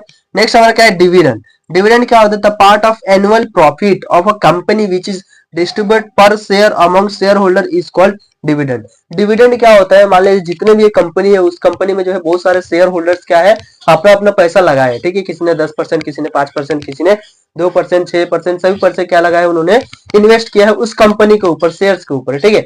तो कंपनी क्या करेगा, जब वो प्रॉफिट कमाएगा, जब वो कंपनी प्रॉफिट अर्न करेगा, तो प्रॉफिट अर्न करने के बाद क्या करेगा, उसको सभी डिस्ट्रीब्यूटर जो भी होंगे उसके डिविडेंड्स मतलब क्या, जितने भी उसके शेयर होल्डर्स होंगे जिसने उसने पैसे इन्वेस्ट किया है उसको क्या करेगा, बेचेगा, मतलब सॉरी क्या करेगा, उसमें डिविडेंड करेगा, डिवाइड करेगा, जो भी पैसा उसने प्रॉफिट कमाया है, प्रॉफिट करने के बाद जो भी पैसे उसको आए हैं सभी शेयर होल्डर्स को क्या करेगा, जितना उन्होंने लगाया है उसके हिसाब से उनको पैसे क्या करेगा, बांट देगा, डिवाइड कर देगा, ठीक है। नेक्स्ट हमारा देखिए comparison of FV and MD, ठीक है। उसके पहले एक फॉर्मूला है, देखिए डिविडेंड पर शेयर, ठीक है। अगर मान लीजिए आप लोग को बोलता है कि डिविडेंड निकालिए पर शेयर का, तो उसका फॉर्मूला होता है हमारा percentage of dividend of FD, ठीक है। जो भी परसेंटेज ऑफ डिविडेंड होगा उसको मल्टीप्लाई कर देंगे हम किससे, सॉरी एफवी से। एफवी क्या होता है हमारा फेस वैल्यू से, उसको मल्टीप्लाई कर देंगे, ठीक है। नेक्स्ट हमारा देखिए क्या है, comparison of FB and MB, ठीक है। इनका कंपैरिजन देखेंगे क्या होता है।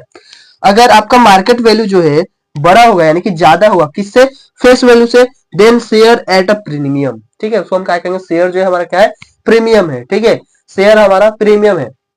नेक्स्ट अगर एमबी जो है एफबी के बराबर है, इक्वल है, जितना हमारा मार्केट वैल्यू है उतना ही हमारा फेस वैल्यू भी है, तो उसको हम क्या कहेंगे, हमारा शेयर जो है एट पार है।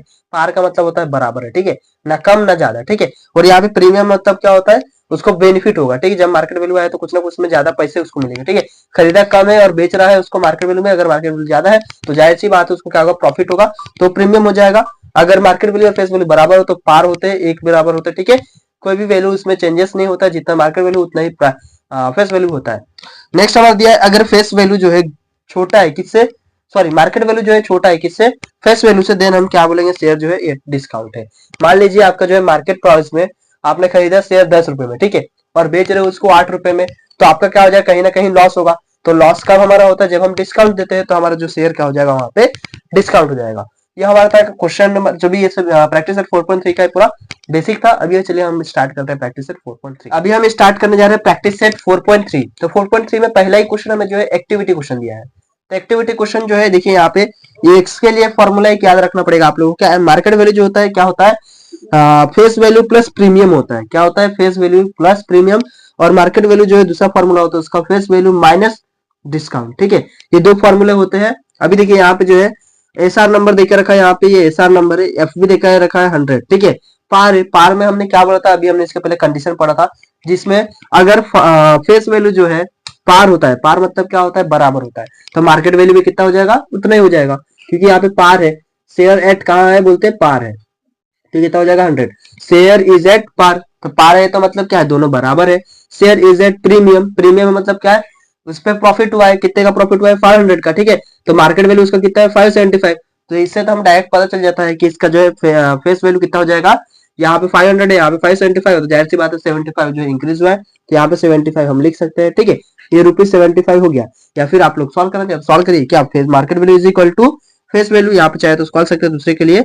मार्केट वैल्यू कितना है इसका, 575 is equal to face value, ठीक है, प्लस प्रीमियम, प्रीमियम कितना देकर रखा है 500, ये 500 है, ये 500 प्लस इधर जाएगा तो माइनस हो जाएगा, तो 575 में से 500 माइनस कर देंगे तो क्या मिल जाएगा, एफ बी, ठीक है। तो F B is equal to कितना मिल गया हमें, 75 रुपीज, ठीक है। ये हमने एफ बी निकाल लिया। अभी थर्ड देकर रखे, क्या रखा, एफ बी का वैल्यू देकर रखा है, ठीक है। शेयर इज एट क्या बोला है, यहाँ पे हमें निकालना है। और ये एमबी है, एमबी कितना है 10, 5, ठीक है। मार्केट वैल्यू 10 था और एमबी कम हो गया। जब कम होता है मतलब क्या होगा, डिस्काउंट मिल गया है, तो यहाँ पे डिस्काउंट होगा, तो कितने रुपए का डिस्काउंट, तो जाहिर सी बात है 10 है, 5 में मार्केट में बेचे तो कितने का है, ₹5 का डिस्काउंट है। लेकिन हम इसको सॉल्व करना चाहते हैं, इस फॉर्मूला से सॉल्व कर सकते हैं, दूसरे वाले फॉर्मूले से। यहाँ पे लिख देंगे तीसरा is equal to face value, face value कितना है 10, तो यहाँ पे market value is equal to कितना हो जाएगा, फेस वैल्यू कितना है 10 प्लस सॉरी माइनस है डिस्काउंट, ठीक है। माइनस क्या है, डिस्काउंट, ये माइनस हो गया डिस्काउंट, ठीक है, ये माइनस कर दिया हमने डिस्काउंट को, ठीक है। अब एमबी कितना है यहाँ पे ₹5, तो ₹5, ये ₹10 हो गया माइनस डिस्काउंट हो गया, ठीक है। अब डिस्काउंट को इधर भेज देते तो हो जाएगा डिस्काउंट इज इक्वल टू 10, ये प्लस हो जाएगा तो माइनस 5, तो डिस्काउंट कितने का मिलेगा, उसको ₹5 का डिस्काउंट मिल गया, ठीक है। ये हमारा जो है इसके लिए टेबल के लिए क्वेश्चन था। और ये फॉर्मूला जो है ना इंपॉर्टेंट फॉर्मूला, ये क्या, ROR मतलब रेट ऑफ रिटर्न, ठीक है। रेट ऑफ रिटर्न का फॉर्मूला अगर आप लोग को बोलता है कि कहीं रेट ऑफ रिटर्न निकालिए तो उसका फॉर्मूला होता है टोटल डिविडेंड, ठीक है, टोटल डिविडेंड अपॉन में सम इन्वेस्टेड इनटू में 100, ठीक है, इनटू में 100। यहाँ पे 3 फॉर्मूला हमने सीखे। पहला ये formula MB is equal to market value plus premium, MB is equal to sorry face value का फेस वैल्यू माइनस डिस्काउंट। यहाँ पे नेक्स्ट यहाँ पे आरओआर मतलब rate of return, rate of return का फॉर्मूला क्या होता है टोटल डिविडेंड अपॉन में सम इन्वेस्टेड इनटू में 100, ठीक है, ये हो गया। अभी नेक्स्ट क्वेश्चन नंबर 2 सॉल्व करेंगे। देखिए क्वेश्चन नंबर 2 में हमें क्या देकर रखा है, mister Amol purchase 50 share of a face value, ठीक है, फेस वैल्यू इसका क्या है 50 शेयर, नंबर ऑफ पहले देखिए सोल्यूशन में डायरेक्ट, ठीक है, नंबर ऑफ शेयर कितने हैं, नंबर ऑफ शेयर 50 शेयर है, ठीक है। उसके बाद फेस वैल्यू उसका कितना है एफ बी, एफ बी कितना देकर रखा है हमें, देखते हैं क्वेश्चन, एफ बी देकर रखा है 100 रुपीज, कितने रुपीज हो गया 100 रुपीज। नेक्स्ट आगे देखिए क्या बोला है, when the market value of share was 80 rupees, ये फेस वैल्यू इतना था, मार्केट वैल्यू इसका कितना हो गया 80 रुपीज हो गया, मार्केट वैल्यू कितना हो गया 80 रुपीज हो गया है। नेक्स्ट क्या बोला, company head give 20% dividend, company जो है दे रहा है 20% डिविडेंड, 20% क्या कर रहा है वो डिविडेंड दे रहा है। उसका हमें फाइंड क्या करना है, rate of return on investment, यानी कि आरओआर निकालना है। तो सबसे पहले तो formula rate of return is equal to total dividend multiply में 100 रहता है और अपन में क्या रहता है सम इन्वेस्टेड, ठीक है, ये फॉर्मूला हो गया। अब फॉर्मूला होने के बाद आरओआर तो ठीक है, लेकिन यहाँ पे टोटल डिविडेंड निकालना है। तो टोटल डिविडेंड निकालने के लिए पहले ये तो निकालना पड़ेगा ना डिविडेंड पर शेयर, तो उसके लिए निकालेंगे डिविडेंड पर शेयर, डिविडेंड जो है पर शेयर कितना परसेंट देकर रखा है यहाँ पे 20%, तो 20% निकाला है तो 20%, ठीक है, और इसका जो है ये वैल्यू कितना है 50 है, तो यहाँ पे 20% हो जाएगा। तो इसको परसेंट हटाने के लिए हम क्या करेंगे डिवाइड बाय 100 कर लेंगे, तो इसके डिवाइड में 100 कर देते हैं हम, तो 20/100 होगा। लेकिन ये देखिए डिविडेंड पर शेयर कैसे निकालते हैं, हमने फॉर्मूला देखिए जब बेसिक चालू किया था तो बेसिक में यहाँ पे हमने फॉर्मूला था dividend per share is equal to formula क्या होता है परसेंटेज ऑफ डिविडेंड, तो कितना परसेंटेज ऑफ डिविडेंड है किसका ऑफ एफ बी का था फेस वैल्यू का, तो फेस वैल्यू हमें कितना देकर रखा है यहाँ पे 100, तो यहाँ पे 100 आ जाएगा, ठीक है, फेस वैल्यू कितना आ जाएगा 100, यहाँ पे market value sorry number of share नहीं लेना है फेस वैल्यू लेना था, ठीक है, तो ये मिस्टेक हुई थी हमसे। नेक्स्ट अब ये जीरो के साथ ये जीरो कैंसिल हो जाए, सी बात, तो कितना आ गया 20 रुपए, कितना आ गया 20 रुपए। डिविडेंड कितना निकल गया, डिविडेंड पर शेयर कितना रुपए निकल गया 20 रुपए निकल गया। तो टोटल डिविडेंड निकालना है, तो total dividend is equal to क्या हो जाएगा, टोटल डिविडेंड निकाला तो जो भी आया है नंबर ऑफ पर शेयर इनटू में कितने हैं पर नंबर ऑफ शेयर 50, तो 50 से मल्टीप्लाई कर देंगे तो कितना हो जाएगा 100 हो गया। ये कितना निकल गया हमारा 100 जो है टोटल डिविडेंड निकल गया। अब टोटल डिविडेंड निकल गया फॉर्मूला के हिसाब से टोटल डिविडेंड पर चल गया। अब सम इन्वेस्टेड निकाला है, तो sum invested is equal to formula क्या होता है, sum invested is equal to formula हमारा क्या होता है, जितने भी नंबर ऑफ शेयर है उसको हम मार्केट वैल्यू से मल्टीप्लाई कर देंगे, तो number of share into market value, number of share कितना है 50 है, मार्केट वैल्यू कितना है 80 है, दोनों को मल्टीप्लाई कर देंगे तो कितना हो जाएगा 400 रुपीज है, तो रुपीज लगा देंगे, ठीक है, ये हमारा सम इन्वेस्टेड हो गया। अब सम इन्वेस्टेड है फॉर्मूला लगा देंगे तो आरओआर निकल जाएगा, ROR is equal to total dividend, total dividend कितना है 100, ये कितना है 400 इनटू में कितना है 100, तो 10 कैंसिल हो जाएगा।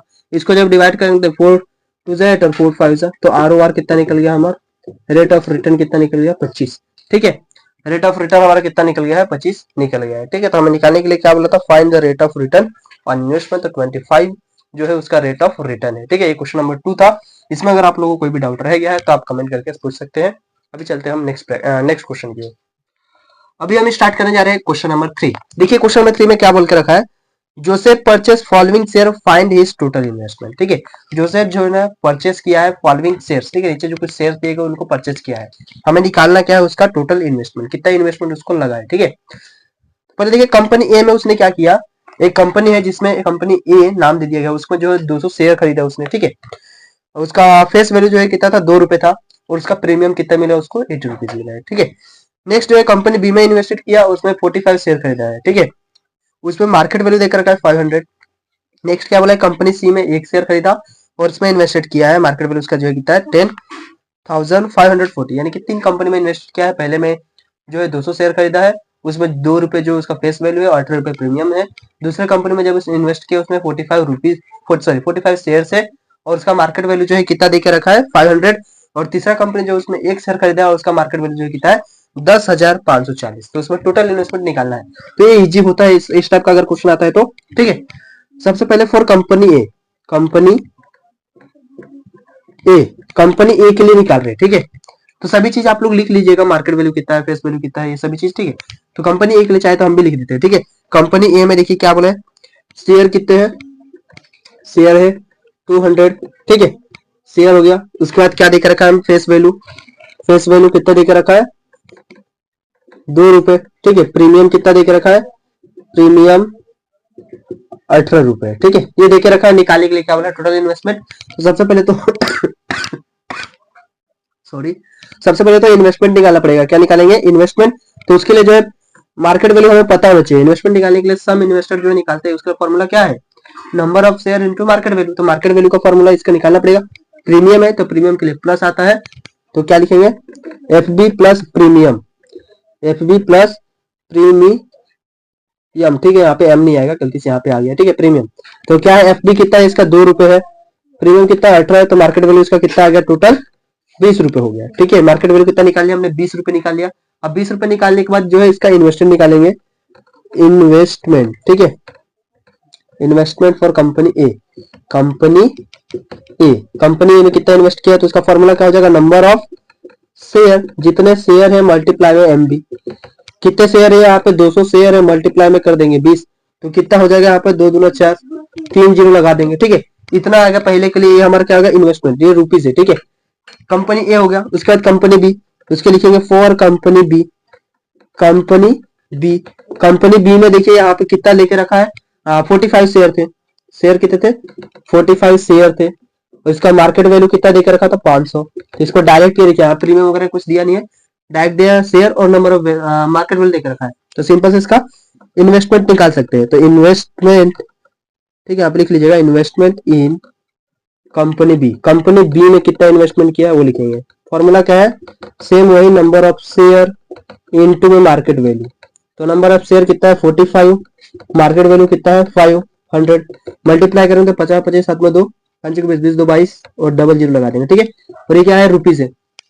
नेक्स्ट हमारा क्या निकलेगा, कंपनी सी के लिए, फॉर कंपनी सी, कंपनी सी के लिए निकालेंगे तो सेम वही, इसका कितना है, 1 शेयर है, मार्केट वैल्यू इसका कितना देके रखा है, 10,540। एक बार चेक कर लेते हैं, हाँ इतना ही देकर रखा है। तो देखिए शेयर 1 है और इतना है 10,400, तो 1 से इसको मल्टीप्लाई करेंगे तो डायरेक्ट जो है इन्वेस्टमेंट कितना निकल जाएगा, इन्वेस्टमेंट इज इक्वल टू 10,540 रुपए, ये इन्वेस्टमेंट निकल गया। ठीक है, अब ये इन्वेस्टमेंट होने के बाद इसको जो हम इधर आगे सॉल्व कर लेते हैं, टोटल इन्वेस्टमेंट निकालना है। तो टोटल इन्वेस्टमेंट, टोटल इन्वेस्टमेंट कैसे निकलेगा हमारा, जो भी दिया है कंपनी ए, कंपनी ए में जितना इन्वेस्ट किया है वो company A plus company B plus company C, जो भी दिया होगा उनको प्लस कर देंगे।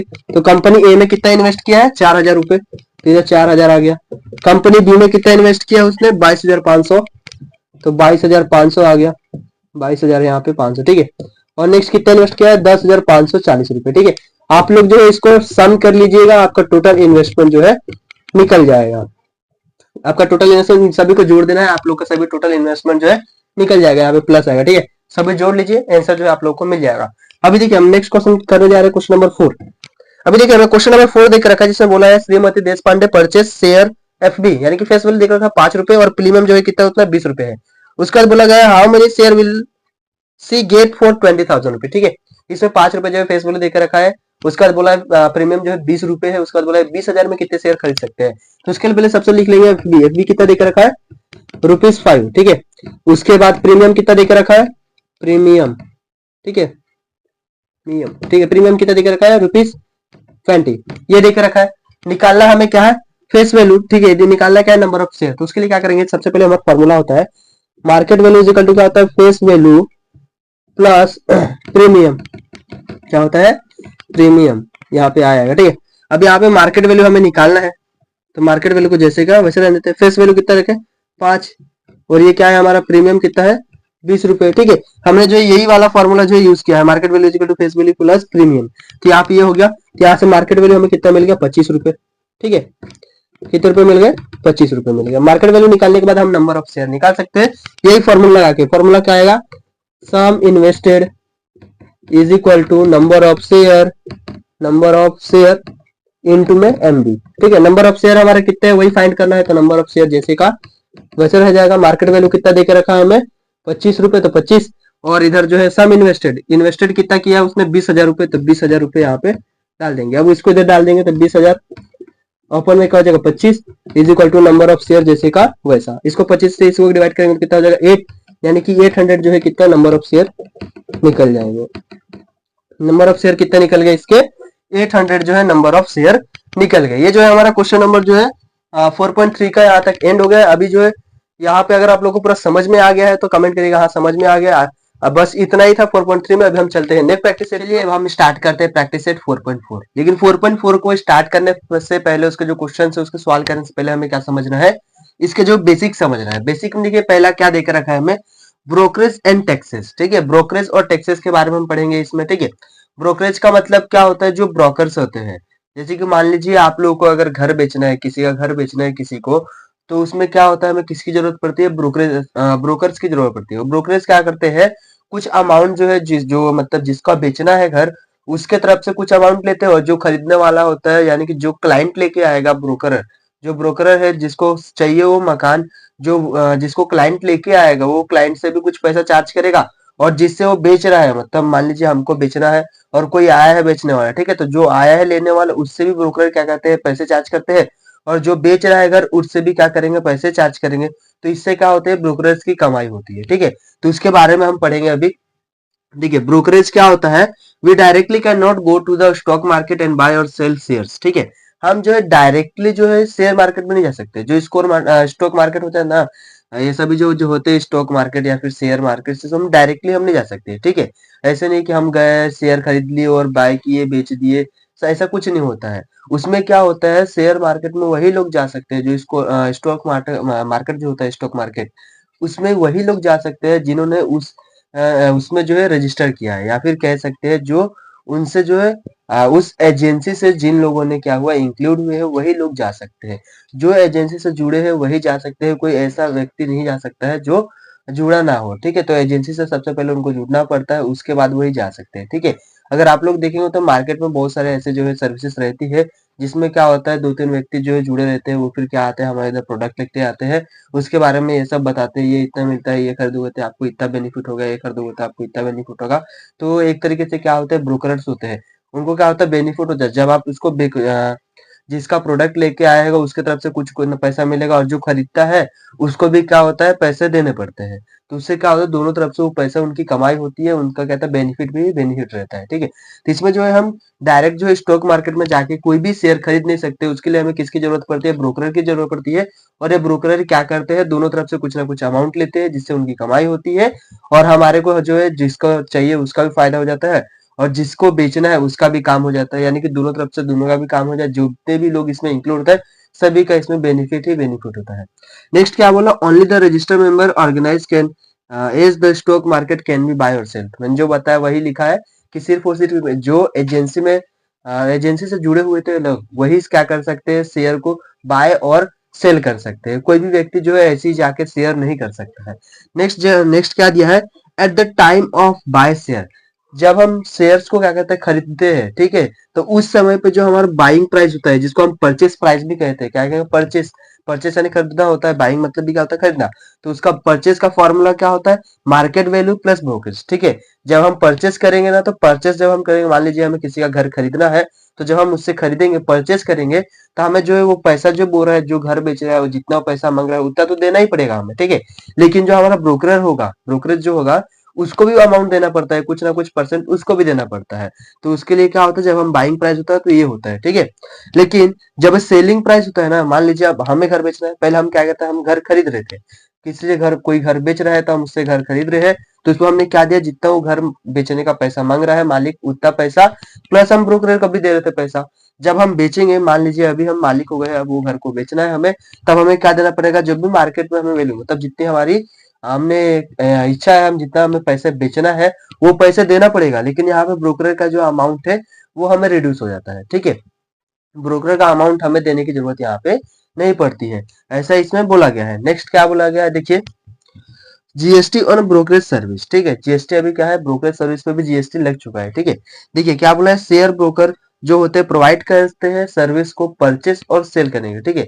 जो भी ब्रोकर होते हैं वो क्या करते हैं, बेचने और क्या कहते हैं, बेचने और बेचाने का काम करते हैं। जो भी इसमें दिया गया है परचेस करेंगे, खरीदवाने का काम करेंगे, बेचने का काम करेंगे, ठीक है। किसी को खरीदवाना है तो उसके साथ जाएंगे, उसका ब्रोकर बन जाएंगे, उससे खरीदवा के देंगे तो उसको पैसे देंगे, ठीक है। किसी को बेचना है तो उसका ब्रोकर बन जाएंगे, उसको बेचने को बोलेंगे और उससे पैसे क्या करेंगे, चार्ज करेंगे, ठीक है। यहाँ पे जो है ना पैसे जो है दोनों तरफ से चार्ज करते हैं। ये फॉर्मूला में पता नहीं, यहाँ पे मार्केट वैल्यू जो है लिखा गया है लेकिन माइनस ब्रोकरेज लिखा गया है। ऐसा नहीं होता है, दोनों तरफ से ही पैसे वो लोग चार्ज करते हैं, लेकिन जो फॉर्मूला है हमें फॉर्मूला के बेस पे चलना है, ठीक है। जब हम सेलिंग प्राइस है, जब हमें बेचना है बोला गया है तो मार्केट वैल्यू जो होता है वो और माइनस कर देते हैं ब्रोकरेज का वैल्यू, ठीक है। जो फॉर्मूला है वो दिया गया है जैसे को वैसे, लेकिन यहाँ पे हमें याद क्या रखना है कि जब भी फॉर्मूला आएगा तो एक में जब हम बाय करेंगे तब उसके लिए हमें बाय जब करना है तो उसके लिए प्लस लगा देंगे ब्रोकरेज का, और जब हमें सेल करना है तो उसके लिए माइनस लगा देंगे ब्रोकरेज का। इससे ज्यादा हमें ज्यादा ध्यान रखने की जरूरत नहीं है, ठीक है। अभी नेक्स्ट हमें दिया है this service are charge under GST, ठीक है। अब जो ब्रोकरेज होता है ना वो चार्ज करते हैं, जो भी पैसा चार्ज करता है वो जीएसटी के अंदर चार्ज करते हैं, ज्यादा एक्स्ट्रा पैसा चार्ज नहीं कर सकते हैं। जितना उसके ऊपर जीएसटी होगा उतना ही चार्ज करते हैं, ठीक है। और रेट ऑफ जीएसटी जो होता है, जो भी चीजें बेचते हैं उस पर कितना परसेंट का चार्जेस लगा सकते हैं, 18% का चार्जेस लगाया जा सकता है, ठीक है। नेक्स्ट देखिए क्या बोला है, म्यूचुअल फंड। म्यूचुअल फंड में भी वही होता है जिसमें हम पैसे क्या करते हैं, शेयर्स क्या करते हैं, लगाते हैं म्यूचुअल फंड वगैरह में, ठीक है। सभी वही चीज चल रही है अभी। अब इसमें क्या होता है, NAV of one unit, NAV जो होता है उसका वन यूनिट मल्टीप्लाई अगर कर देते हैं नंबर ऑफ यूनिट जितने भी दिए गए हैं, ठीक है। एनएवी का एक यूनिट मल्टीप्लाई कर देंगे हम नंबर ऑफ यूनिट तो हो जाता है टोटल फंड वैल्यू, ठीक है। जो भी टोटल फंड वैल्यू होगा, अगर किसी ने बोल दे कि टोटल फंड वैल्यू निकालो, तो टोटल फंड वैल्यू निकालने के लिए फॉर्मूला हमारा क्या हो जाएगा, NAV of one unit, NAV का एक unit multiply of number of units जितने भी होंगे उससे मल्टीप्लाई कर देंगे तो हमें टोटल फंड्स वैल्यू हमें पता चल जाएगा, ठीक है। ये जो है कुछ बेसिक था। अभी इसके ऊपर जब हम क्वेश्चन करेंगे ना तब आप लोगों को समझ में आएगा। हो सकता है आप लोगों को इसमें कुछ समझ में नहीं आया हो, कुछ आया हो, कुछ कुछ नहीं आया हो, लेकिन जब उसका क्वेश्चंस लेंगे तो आप लोगों को पूरा समझ में आ जाएगा। चलिए हम चलते हैं अभी प्रैक्टिस सेट 4.4 की ओर। अभी हम स्टार्ट करने जा रहे हैं प्रैक्टिस सेट 4.4, ठीक है। चलिए 4.4 में जो है पहला क्वेश्चन दिया गया है। देखिए इसके पहले जो हमने पूरा प्रैक्टिस सेट जो है कंप्लीट कर लिया है, कुछ क्वेश्चन जो है आप लोग के लिए होमवर्क के तौर पे हम देंगे, यानी कि प्रैक्टिस सेट जो देंगे उसमें वो क्वेश्चन अटेंड रहेगा, ठीक है। उसके साथ उनका आंसर भी रहेगा, ठीक है। स्पेशली हम सिर्फ और सिर्फ ये किसके लिए ला रहे हैं, फाइनेंशियल प्लानिंग के लिए। तो इसके पहले हम जितने भी प्रैक्टिस सेट दिए सिर्फ और सिर्फ क्वेश्चन दिए थे, सॉल्व आपको करके देखना था। लेकिन ये जो है फाइनेंशियल प्लानिंग थोड़ा सा इंपॉर्टेंट चैप्टर है और थोड़ा सा ये सॉल्व करने में जो है ना स्टूडेंट को थोड़ा सा डिफिकल्टीज जाती है, इसलिए आप लोग को जो है इसके लिए सॉल्यूशन भी प्रोवाइड किया जा रहा है। तो आप लोग जो है बेहतरीन तरीके से उसको पढ़िएगा, और जो यहाँ पे जो भी करवाए उसको अच्छे तरीके से एक बार अगर नहीं समझता है तो देन अगेन रिपीट करके डबल से वीडियो देखिए। लेकिन पूरा अच्छे से जो है फाइनेंशियल प्लानिंग को पढ़ना है, क्योंकि बोर्ड एग्जाम के लिए जो है फाइनेंशियल प्लानिंग बहुत इंपॉर्टेंट चैप्टर है। बोर्ड एग्जाम में अभी तक जितने भी पेपर हुए कम से कम ये 8 से 10 मार्क के लिए तो क्वेश्चन में हमेशा पूछा ही जाता है। बोर्ड एग्जाम में फाइनेंशियल प्लानिंग से 8 से 10 मार्क का क्वेश्चन पूछा जाता है। इसका वेटेज सिर्फ और सिर्फ जो है 8 मार्क का ही दिखाया जाता है, लेकिन सम टाइम तो इसको जो है क्वेश्चन इस पे 10 से 12 मार्क का भी पूछ दिया गया है, ठीक है। अभी मैंने देखा जब प्रीवियस ईयर का पेपर पलटा के मैंने पूरा सभी पेपर चेक करा तब मैंने देखा तो इसके इस चैप्टर से जो है 8 से 10 मार्क का भी तो पूछा ही जाता है, ठीक है। लेकिन सम टाइम ऐसा भी हुआ ही ज्यादा मार्क का भी पूछ दिया गया है, ठीक है। तो इस चैप्टर का वेटेज जो है बहुत है, क्योंकि फाइनेंशियल प्लानिंग जो चैप्टर है स्टूडेंट यहाँ पे क्या होते हैं, कंफ्यूज हो जाते हैं। इसलिए हॉट क्वेश्चन जो है ना यहीं से बन जाता है। यहाँ से जो है एग्जामिनर होते जो होते हैं ना यहीं से हॉट क्वेश्चन एक दो पकड़ लेते हैं, यहाँ से हॉट क्वेश्चन बना देते हैं, या फिर कोई जो है 3 मार्क वाले जो क्वेश्चन होते हैं वही वहां वो क्वेश्चन जो है यहाँ से डाल देते हैं, ठीक है। तो इसके लिए क्या करना है, आप लोगों को बहुत बेहतरीन तरीके से उसको पढ़ना है और प्रैक्टिस करके देखना है। जब तक आप लोग प्रैक्टिस नहीं करेंगे फाइनेंशियल प्लानिंग को, फाइनेंशियल प्लानिंग जमेगा नहीं, ठीक है। तो चलिए पहला क्वेश्चन हम स्टार्ट करते हैं। पहला क्वेश्चन हमें क्या दिया, देखिए market value of a share is 200, ठीक है। मार्केट वैल्यू देकर रखा है, यानी कि एमबी की वैल्यू देकर रखा है। मार्केट वैल्यू हमें कितना देके रखा है, 200 रुपीज, तो यहाँ पे 200 रुपीज लिख देंगे, ठीक है। नेक्स्ट क्या बोला है, if the brokerage rate is 0.3%, brokerage जो देके रखा है, ब्रोकरेज कितना देके रखा है, 0.3% देके रखा है। और बोला क्या है, then find the purchase value of the share, हमें निकालना क्या है, purchase value of the share. Purchase value निकालना है तो फॉर्मूला था हमारा purchase value is equal to, हमारा फॉर्मूला क्या था, जो भी मार्केट वैल्यू होगा प्लस कर देंगे उसके साथ ब्रोकरेज, क्या कर देंगे, प्लस ब्रोकरेज, ठीक है। यहाँ पे ब्रोकरेज हमें क्या करना है, प्लस कर देना है। लेकिन देखिए मार्केट वैल्यू तो हमें रुपीज में दिया है और ब्रोकरेज कैसे देके रखा है, परसेंटेज के फॉर्म में। तो इसको हम क्या करेंगे, पहले ब्रोकरेज को रुपीज के फॉर्म में कन्वर्ट करेंगे। तो देयरफॉर लिखेंगे brokerage is equal to, brokerage is equal to कितना परसेंट देके रखा है, 0.3। तो 0.3% है तो अपन में जाएगा 100 मल्टीप्लाई। अबे 0.3 जो है परसेंट किसके ऊपर लगेगा, जो भी मार्केट वैल्यू होगा उस पे लगेगा ना, जो पैसा उसी पे लगेगा परसेंटेज। ठीक है, तो यहाँ पे 200, यहाँ से 1 0 1 0 1 0 1 0 कैंसिल होगा, तो देयर फोर 0.6 रुपीज। ये क्या निकल गया, हमारा ब्रोकरेज निकल गया। 0.6 रुपीज क्या निकल गया, ब्रोकरेज। जब हमने ब्रोकरेज निकाल लिया तो बस इस वैल्यू में पुट कर दीजिए। Therefore purchase value is equal to, purchase value is equal to market value. Market value कितना है, 200। तो 200 प्लस ब्रोकरेज, ब्रोकरेज कितना है 0.6, तो 0.6 प्लस कर देंगे। इसको प्लस कर देंगे तो प्लस करने में कितना हो जाएगा, 200। 0.6 प्लस करना है तो कितना हो जाएगा, 200 जैसे का वैसा 0.6 इसमें ऐड हो जाएगा। तो इसका क्या हो गया, रुपीज निकल गया, तो परचेस वैल्यू निकल गया। ठीक है, इसमें हमने क्या किया, एक बार डबल से रिपीट कर देते हैं। देखिए मार्केट वैल्यू देकर रखा था, ब्रोकरेज देकर रखा था। ठीक है, ब्रोकरेज परसेंटेज में था, उसको हमने रुपीज में कन्वर्ट किया। रुपीज में कन्वर्ट करने के बाद फॉर्मूला होता है purchase value is equal to market value plus brokerage. Market value 200 था, 0.6 और प्लस हो जाएगा तो 200.6 हो जाएगा। ठीक है, ये हमारा परचेस वैल्यू हो गया। नेक्स्ट हमें देख रखा है a share is sold for the market. ठीक है, एक शेयर जो है क्या किया जा रहा है, बेचा जा रहा है मार्केट वैल्यू। ठीक है, उसका मार्केट वैल्यू कितना देकर रखा है, यहाँ पे मार्केट वैल्यू कितना देकर रखा है, 1000 रुपए, सॉरी 100 रुपए बोल रहा था मैं। ये मार्केट वैल्यू यहाँ पे देखा है 1000 रुपए देकर रखा है। ठीक है, उसके बाद क्या बोला है, brokerage is paid at the rate of 0.1%। Brokerage को कितना दिया जा रहा है, 0.1% दिया जा रहा है। यहाँ पे लिख लेंगे ब्रोकरेज को कितना परसेंट दिया जा रहा है, 0.1% दिया रहा है। फिर क्या बोला है, what is the amount receive after the sale. तो कितना पैसा जो है मिलेगा जब इस शेयर को क्या कर देंगे, हम बेच देंगे तब। ठीक है, एक बार डबल से क्वेश्चन देखिए क्या बोला है। क्वेश्चन में बोला गया है एक शेयर है, मान लीजिए उसको हम बेच रहे हैं, जो कि उसका मार्केट वैल्यू जो है कितना है, 1000 रुपए है। 1000 रुपए में जो है मार्केट वैल्यू है, उसके 1000 में उसको जो ब्रोकर है जो बिचवाएगा उसको भी क्या करना है, पैसे देना है, कितना 0.1% देना है। ठीक है, तो उसके बाद बोला गया है सब काट पीट के ब्रोकरेज को दे के बेचने के बाद जो है कितना पैसा उसको मिलेगा वो हमें फाइंड करना है। तो बेचना है मतलब क्या हो गया, सेलिंग। तो यहाँ पे क्या निकालना है, सेलिंग प्राइस। तो selling price is equal to, formula हमारा क्या होता है, selling price. Selling price is equal to क्या होता है formula, MB market value minus brokerage. Market value जो भी होगा उसमें से हम माइनस कर देंगे ब्रोकरेज। अब ब्रोकरेज यहाँ पे परसेंटेज में, तो फिर से इसमें अमाउंट में कन्वर्ट करेंगे उसको। तो brokerage is equal to formula क्या होता है, 0.1 अपन में 100 हो जाएगा मल्टीप्लाई। अब इसका ब्रोकरेज अमाउंट, सॉरी इसका अमाउंट जो है कितना है, मार्केट वैल्यू 1000, तो यहाँ पे 1000 आ जाएगा। ये 2 जीरो के साथ ये 2 जीरो कैंसिल। इसको जब हम मल्टीप्लाई करेंगे 10 को 0.1 के साथ, तो हमारा आंसर कितना आ जाएगा, 1 रुपीज। ठीक है, ये हमारा क्या निकल गया, ब्रोकरेज निकल गया।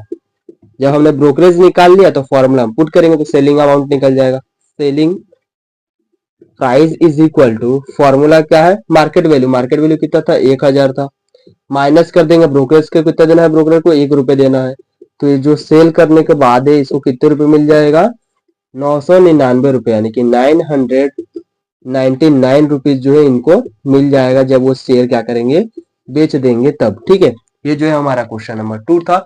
भाई इसमें क्या करना था, परचेस वैल्यू निकालना था, इसमें क्या निकालना था, सेलिंग प्राइस। ठीक है, इसको कहते हैं परचेस प्राइस, ये हो जाएगा सेलिंग प्राइस। ये हमारा 2 क्वेश्चन दिया था।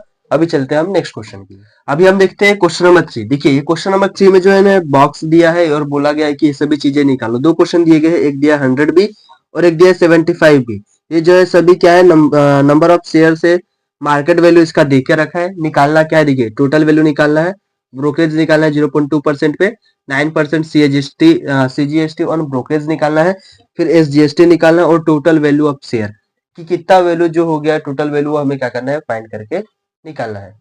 तो इसके लिए हम क्या करेंगे, देखिए जो भी दिया गया है ना सभी चीज को हम क्या कर देंगे, प्लस कर देंगे। क्या कर देंगे, प्लस कर देंगे जब हमें टोटल निकालना होगा। तो सबसे पहले तो जो दिए नहीं गए वो हम निकाल लेंगे। मार्केट वैल्यू देखा रखा है, पहले के लिए हम सॉल्व कर लेंगे। किसके लिए, पहले के लिए। पहले में मार्केट वैल्यू कितना देख रखा है, पहले नंबर ऑफ शेयर देखते कितना, नंबर ऑफ शेयर पहले के लिए सॉल्व कर रहे हैं हम। नंबर ऑफ शेयर कितना है, 100 है। ठीक है, मार्केट वैल्यू कितना देकर रखा है यहाँ पे, ₹45। अब ये देकर रखा है, निकालने के लिए क्या बोला है, टोटल वैल्यू। जब टोटल वैल्यू निकालेंगे तो क्या होगा, टोटल वैल्यू के लिए यहाँ पे लिखेंगे टोटल वैल्यू तो टोटल वैल्यू के लिए क्या करेंगे, नंबर ऑफ शेयर जितने हैं मल्टीप्लाई कर देंगे एमबी। ये हम पहले भी निकाल चुके हैं, 4.3 में हमने ये सब निकालना सीखा था। Total value is equal to क्या होता है, number of share into market value. तो नंबर ऑफ शेयर कितना है, 100 है, तो 100 हो जाएगा, मल्टीप्लाई में 45, तो कितना हो जाएगा यहाँ पे 4500 रुपीज। ये हमने क्या निकाल लिया, टोटल वैल्यू। टोटल वैल्यू निकालने के बाद क्या निकालना है, ब्रोकरेज कितने परसेंट, 0.2% दिया है, तो उसके बाद निकालेंगे ब्रोकरेज। ब्रोकरेज कितना निकालना है, 0.2%, तो 0.2 को हटा के बाद क्या हो जाएगा, अपन 100 किसका निकालेंगे, जो हमारा टोटल अमाउंट है। टोटल अमाउंट कितना है, 4500। यहाँ से 1010 क्या हो जाएगा, कैंसर। जब इसको हम इससे मल्टीप्लाई करेंगे तो फाइनली आंसर कितना आ जाएगा, देखिए 2 5 जा 10, 1 कैरी, 2 4 जा 8, 8 और 1 9 हो जाएगा। और यहाँ पॉइंट लग जाएगा, तो पॉइंट के बाद ये कोई मतलब रहता नहीं है, तो कितना हो गया, 9 आ गया। तो ब्रोकरेज को कितना देना है, 9 देना है। इतना इसमें जो है परसेंटेज आके तो 9 रुपए उसको देना है, ब्रोकरेज को कितने को देना है, ब्रोकरेज को। तो ब्रोकरेज का कितना आ गया, 9 हो गया। उसके बाद 9% सीजीएसटी लगाना है किस पे, ब्रोकरेज के ऊपर। तो 9 ब्रोकरेज कितना निकला हमारा, 9%, सॉरी 9 रुपीज निकला है ब्रोकरेज। अभी निकाला है 9% सीजीएसटी, 9% क्या निकाला है, सीजीएसटी। यहाँ पे लिख देंगे हम CGST is equal to SGST होता है। कितना देकर रखा है, सीजीएसटी 9% है, एसजीएसटी भी कितना है, 9% है। तो परसेंट को हटाने के लिए अपॉन में 100 हो जाएगा, मल्टीप्लाई किसके ऊपर निकालना है, ब्रोकरेज। ब्रोकरेज की अमाउंट कितनी है, 9 रुपीज, तो 9 रुपीज। इन दोनों को मल्टीप्लाई करेंगे तो कितना आ जाएगा, 81/100।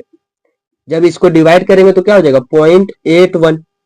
पॉइंट क्या हो जाएगा, 81, क्योंकि ये 2 पॉइंट के इधर जा जाएगा, 2 पॉइंट शिफ्ट हो जाएगा इधर, ठीक है। तो 81 रुपीज हो गया। ये हमने ब्रोकरेज निकाल लिया। जब ब्रोकरेज निकाल लिया तो टोटल वैल्यू निकालना है, तो देयरफॉर टोटल वैल्यू निकाल लेंगे, टोटल वैल्यू। तो total value is equal to हमारा फॉर्मूला क्या हो जाएगा, इन सभी का प्लस जो हमने निकाला है, टोटल वैल्यू, ब्रोकरेज, ये और ये सभी का प्लस हो जाएगा, चारों चीज का। तो यहाँ पे लिखेंगे total value plus brokerage. Brokerage निकाले थे हमने, ब्रोकरेज के बाद हमने क्या निकालना था, सीजीएसटी, उसके बाद एसजीएसटी भी निकाला, सभी चीज को प्लस। टोटल वैल्यू कितना निकला हमारा, टोटल वैल्यू 4500, तो 4500 प्लस कर देंगे ब्रोकरेज कितना निकला, 9 रुपए। फिर ये कितना निकला, सीजीएसटी एसजीएसटी 0.81, सभी को प्लस करेंगे तो कितना हो जाएगा, 45 तो 45 10 62, 4510.62, ये क्या हो गया, रुपीज निकल गया हमारा। ये हमने क्या निकाल लिया, टोटल वैल्यू निकाल लिया। ये हमने सिर्फ और सिर्फ अभी किसके लिए सॉल्व किया है, पहले के लिए सॉल्व किया है, ठीक है। अभी दूसरे के लिए जो है आप लोग के लिए होमवर्क दिया जा रहा है, ये जो दूसरा है ना 45, ये 100 के जगह पे क्या लेना है हमें, शेयर, नंबर ऑफ शेयर कितना था, 100 था, यहाँ पे कितना लेकर आना है, 75 का ये जो है आप लोग को होमवर्क है, ठीक है। आप इसको सॉल्व करके देखिएगा, पूरा डिक्टो ऐसी है, कुछ भी अलग नहीं है, जहां ये आए वो चेंज हुआ है, और ये मार्केट वैल्यू क्या है, चेंज हुआ है। स्टेप सेम है, टोटल वैल्यू निकालिएगा, उसके बाद ब्रोकरेज निकालिएगा, फिर सीजीएसटी एसजीएसटी निकालिएगा। टोटल वैल्यू में क्या करेगा, सभी जितने भी निकालेंगे सभी प्लस कर देना है, ठीक है। अभी नेक्स्ट देखिए, हमारा क्वेश्चन नंबर 4 है, और ये क्वेश्चन जो है लास्ट क्वेश्चन है आज की क्लास का, ठीक है। इसके बाद जो है फाइनेंशियल प्लानिंग को हम स्टॉप करेंगे, और इसके बाद जो है ये लास्ट ऐसा क्वेश्चन है जो कि इस प्रैक्टिस सेट से पूछा जा सकता है। उसके बाद जो है पूरा खत्म हो गया क्वेश्चंस। इसके बाद जितने भी क्वेश्चन बचे हैं आप लोगों को प्रैक्टिस सीट में दिया जाएगा। आज के लिए बस इतना ही रहेगा, ठीक है। तो चलिए इसको हम जल्दी से सॉल्व कर लेते हैं। अब देखिए क्वेश्चन नंबर 4 में क्या बोला है, Shrimati Desai sold share of face value देकर रखा है। चलिए हम लिखते चलेंगे साथ में। फेस वैल्यू कितना देकर रखा है, रुपीज 100, ठीक है। फेस वैल्यू देकर रखा है रुपीज 100। नेक्स्ट क्या बोला है 100 के बाद, when the market value was rupees 50, market value देकर रखा है, इसका मार्केट वैल्यू कितना है, रुपीज 50 देकर रखा है। नेक्स्ट रिसीव 4988.20, यानी कि टोटल अमाउंट देकर रखा है। क्या देकर रखा है, टोटल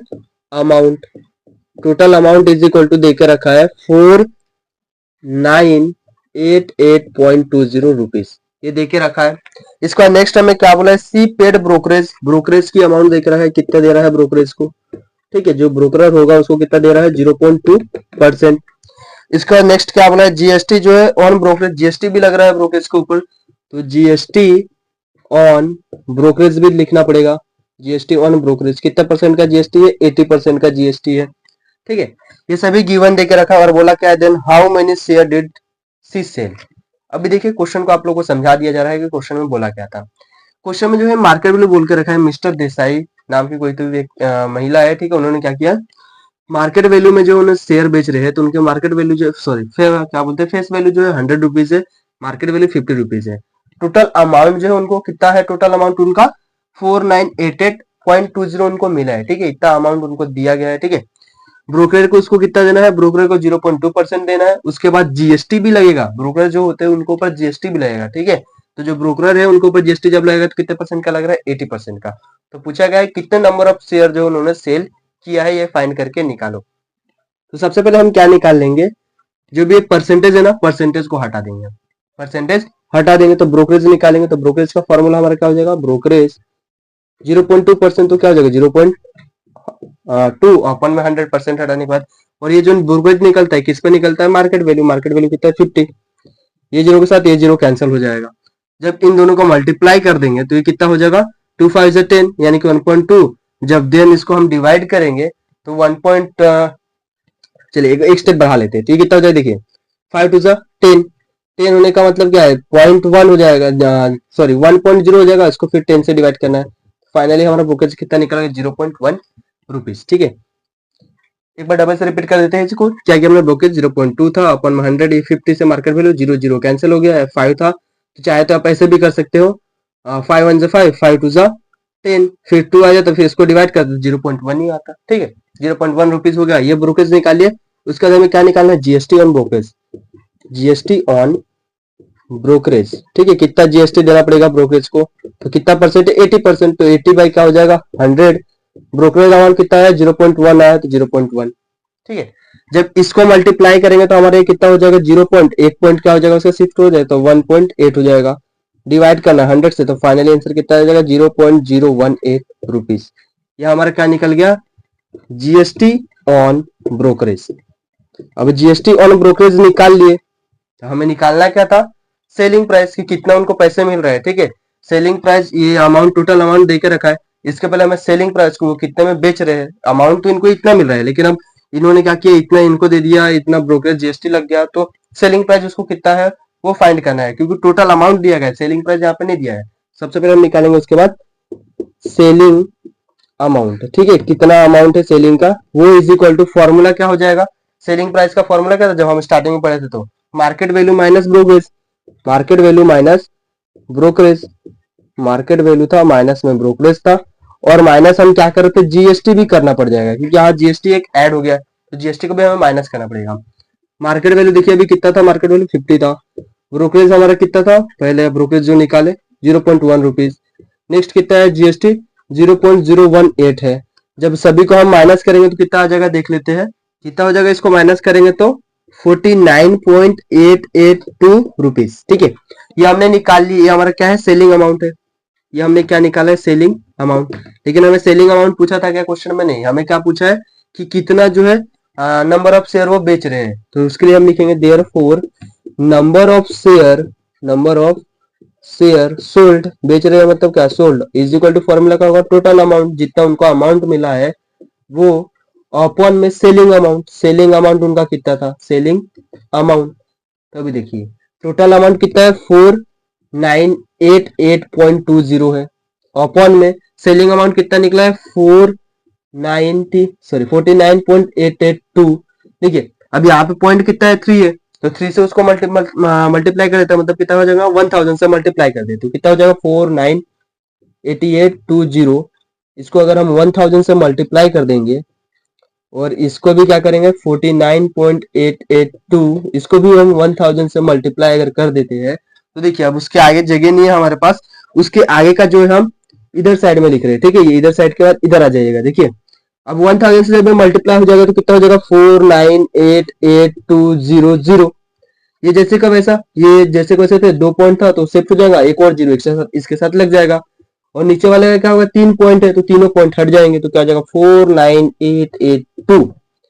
फाइनली 49882 आया है, तो इसको 1 टाइम में कट कर देंगे। इसका टेबल हो जाएगा, मान लीजिए 490 जो भी होगा ये 1 टाइम, और इसको इतने से कट करती है 1 टाइम, तो ये कितना हो गया 1। ये 1 जा 1 और ये 1 जा 1, इतना डबल जीरो रखा है तो डबल जीरो, तो फाइनली आंसर कितना हो गया 100। तो नंबर ऑफ शेयर उन्होंने कितना बेचा है, 100 शेयर्स बेचे हैं, तब जाके उनको अमाउंट कितना मिला है, 4988.20 रुपीज। ठीक है, ये उनका अमाउंट था। ये देखिए हमने जो है आज की इस क्लास में फाइनेंशियल प्लानिंग को पूरा बेहतरीन तरीके से पूरा कंप्लीट कर दिया है। इसके आगे आप लोगों को कोई भी क्वेश्चन पूछा नहीं जाएगा।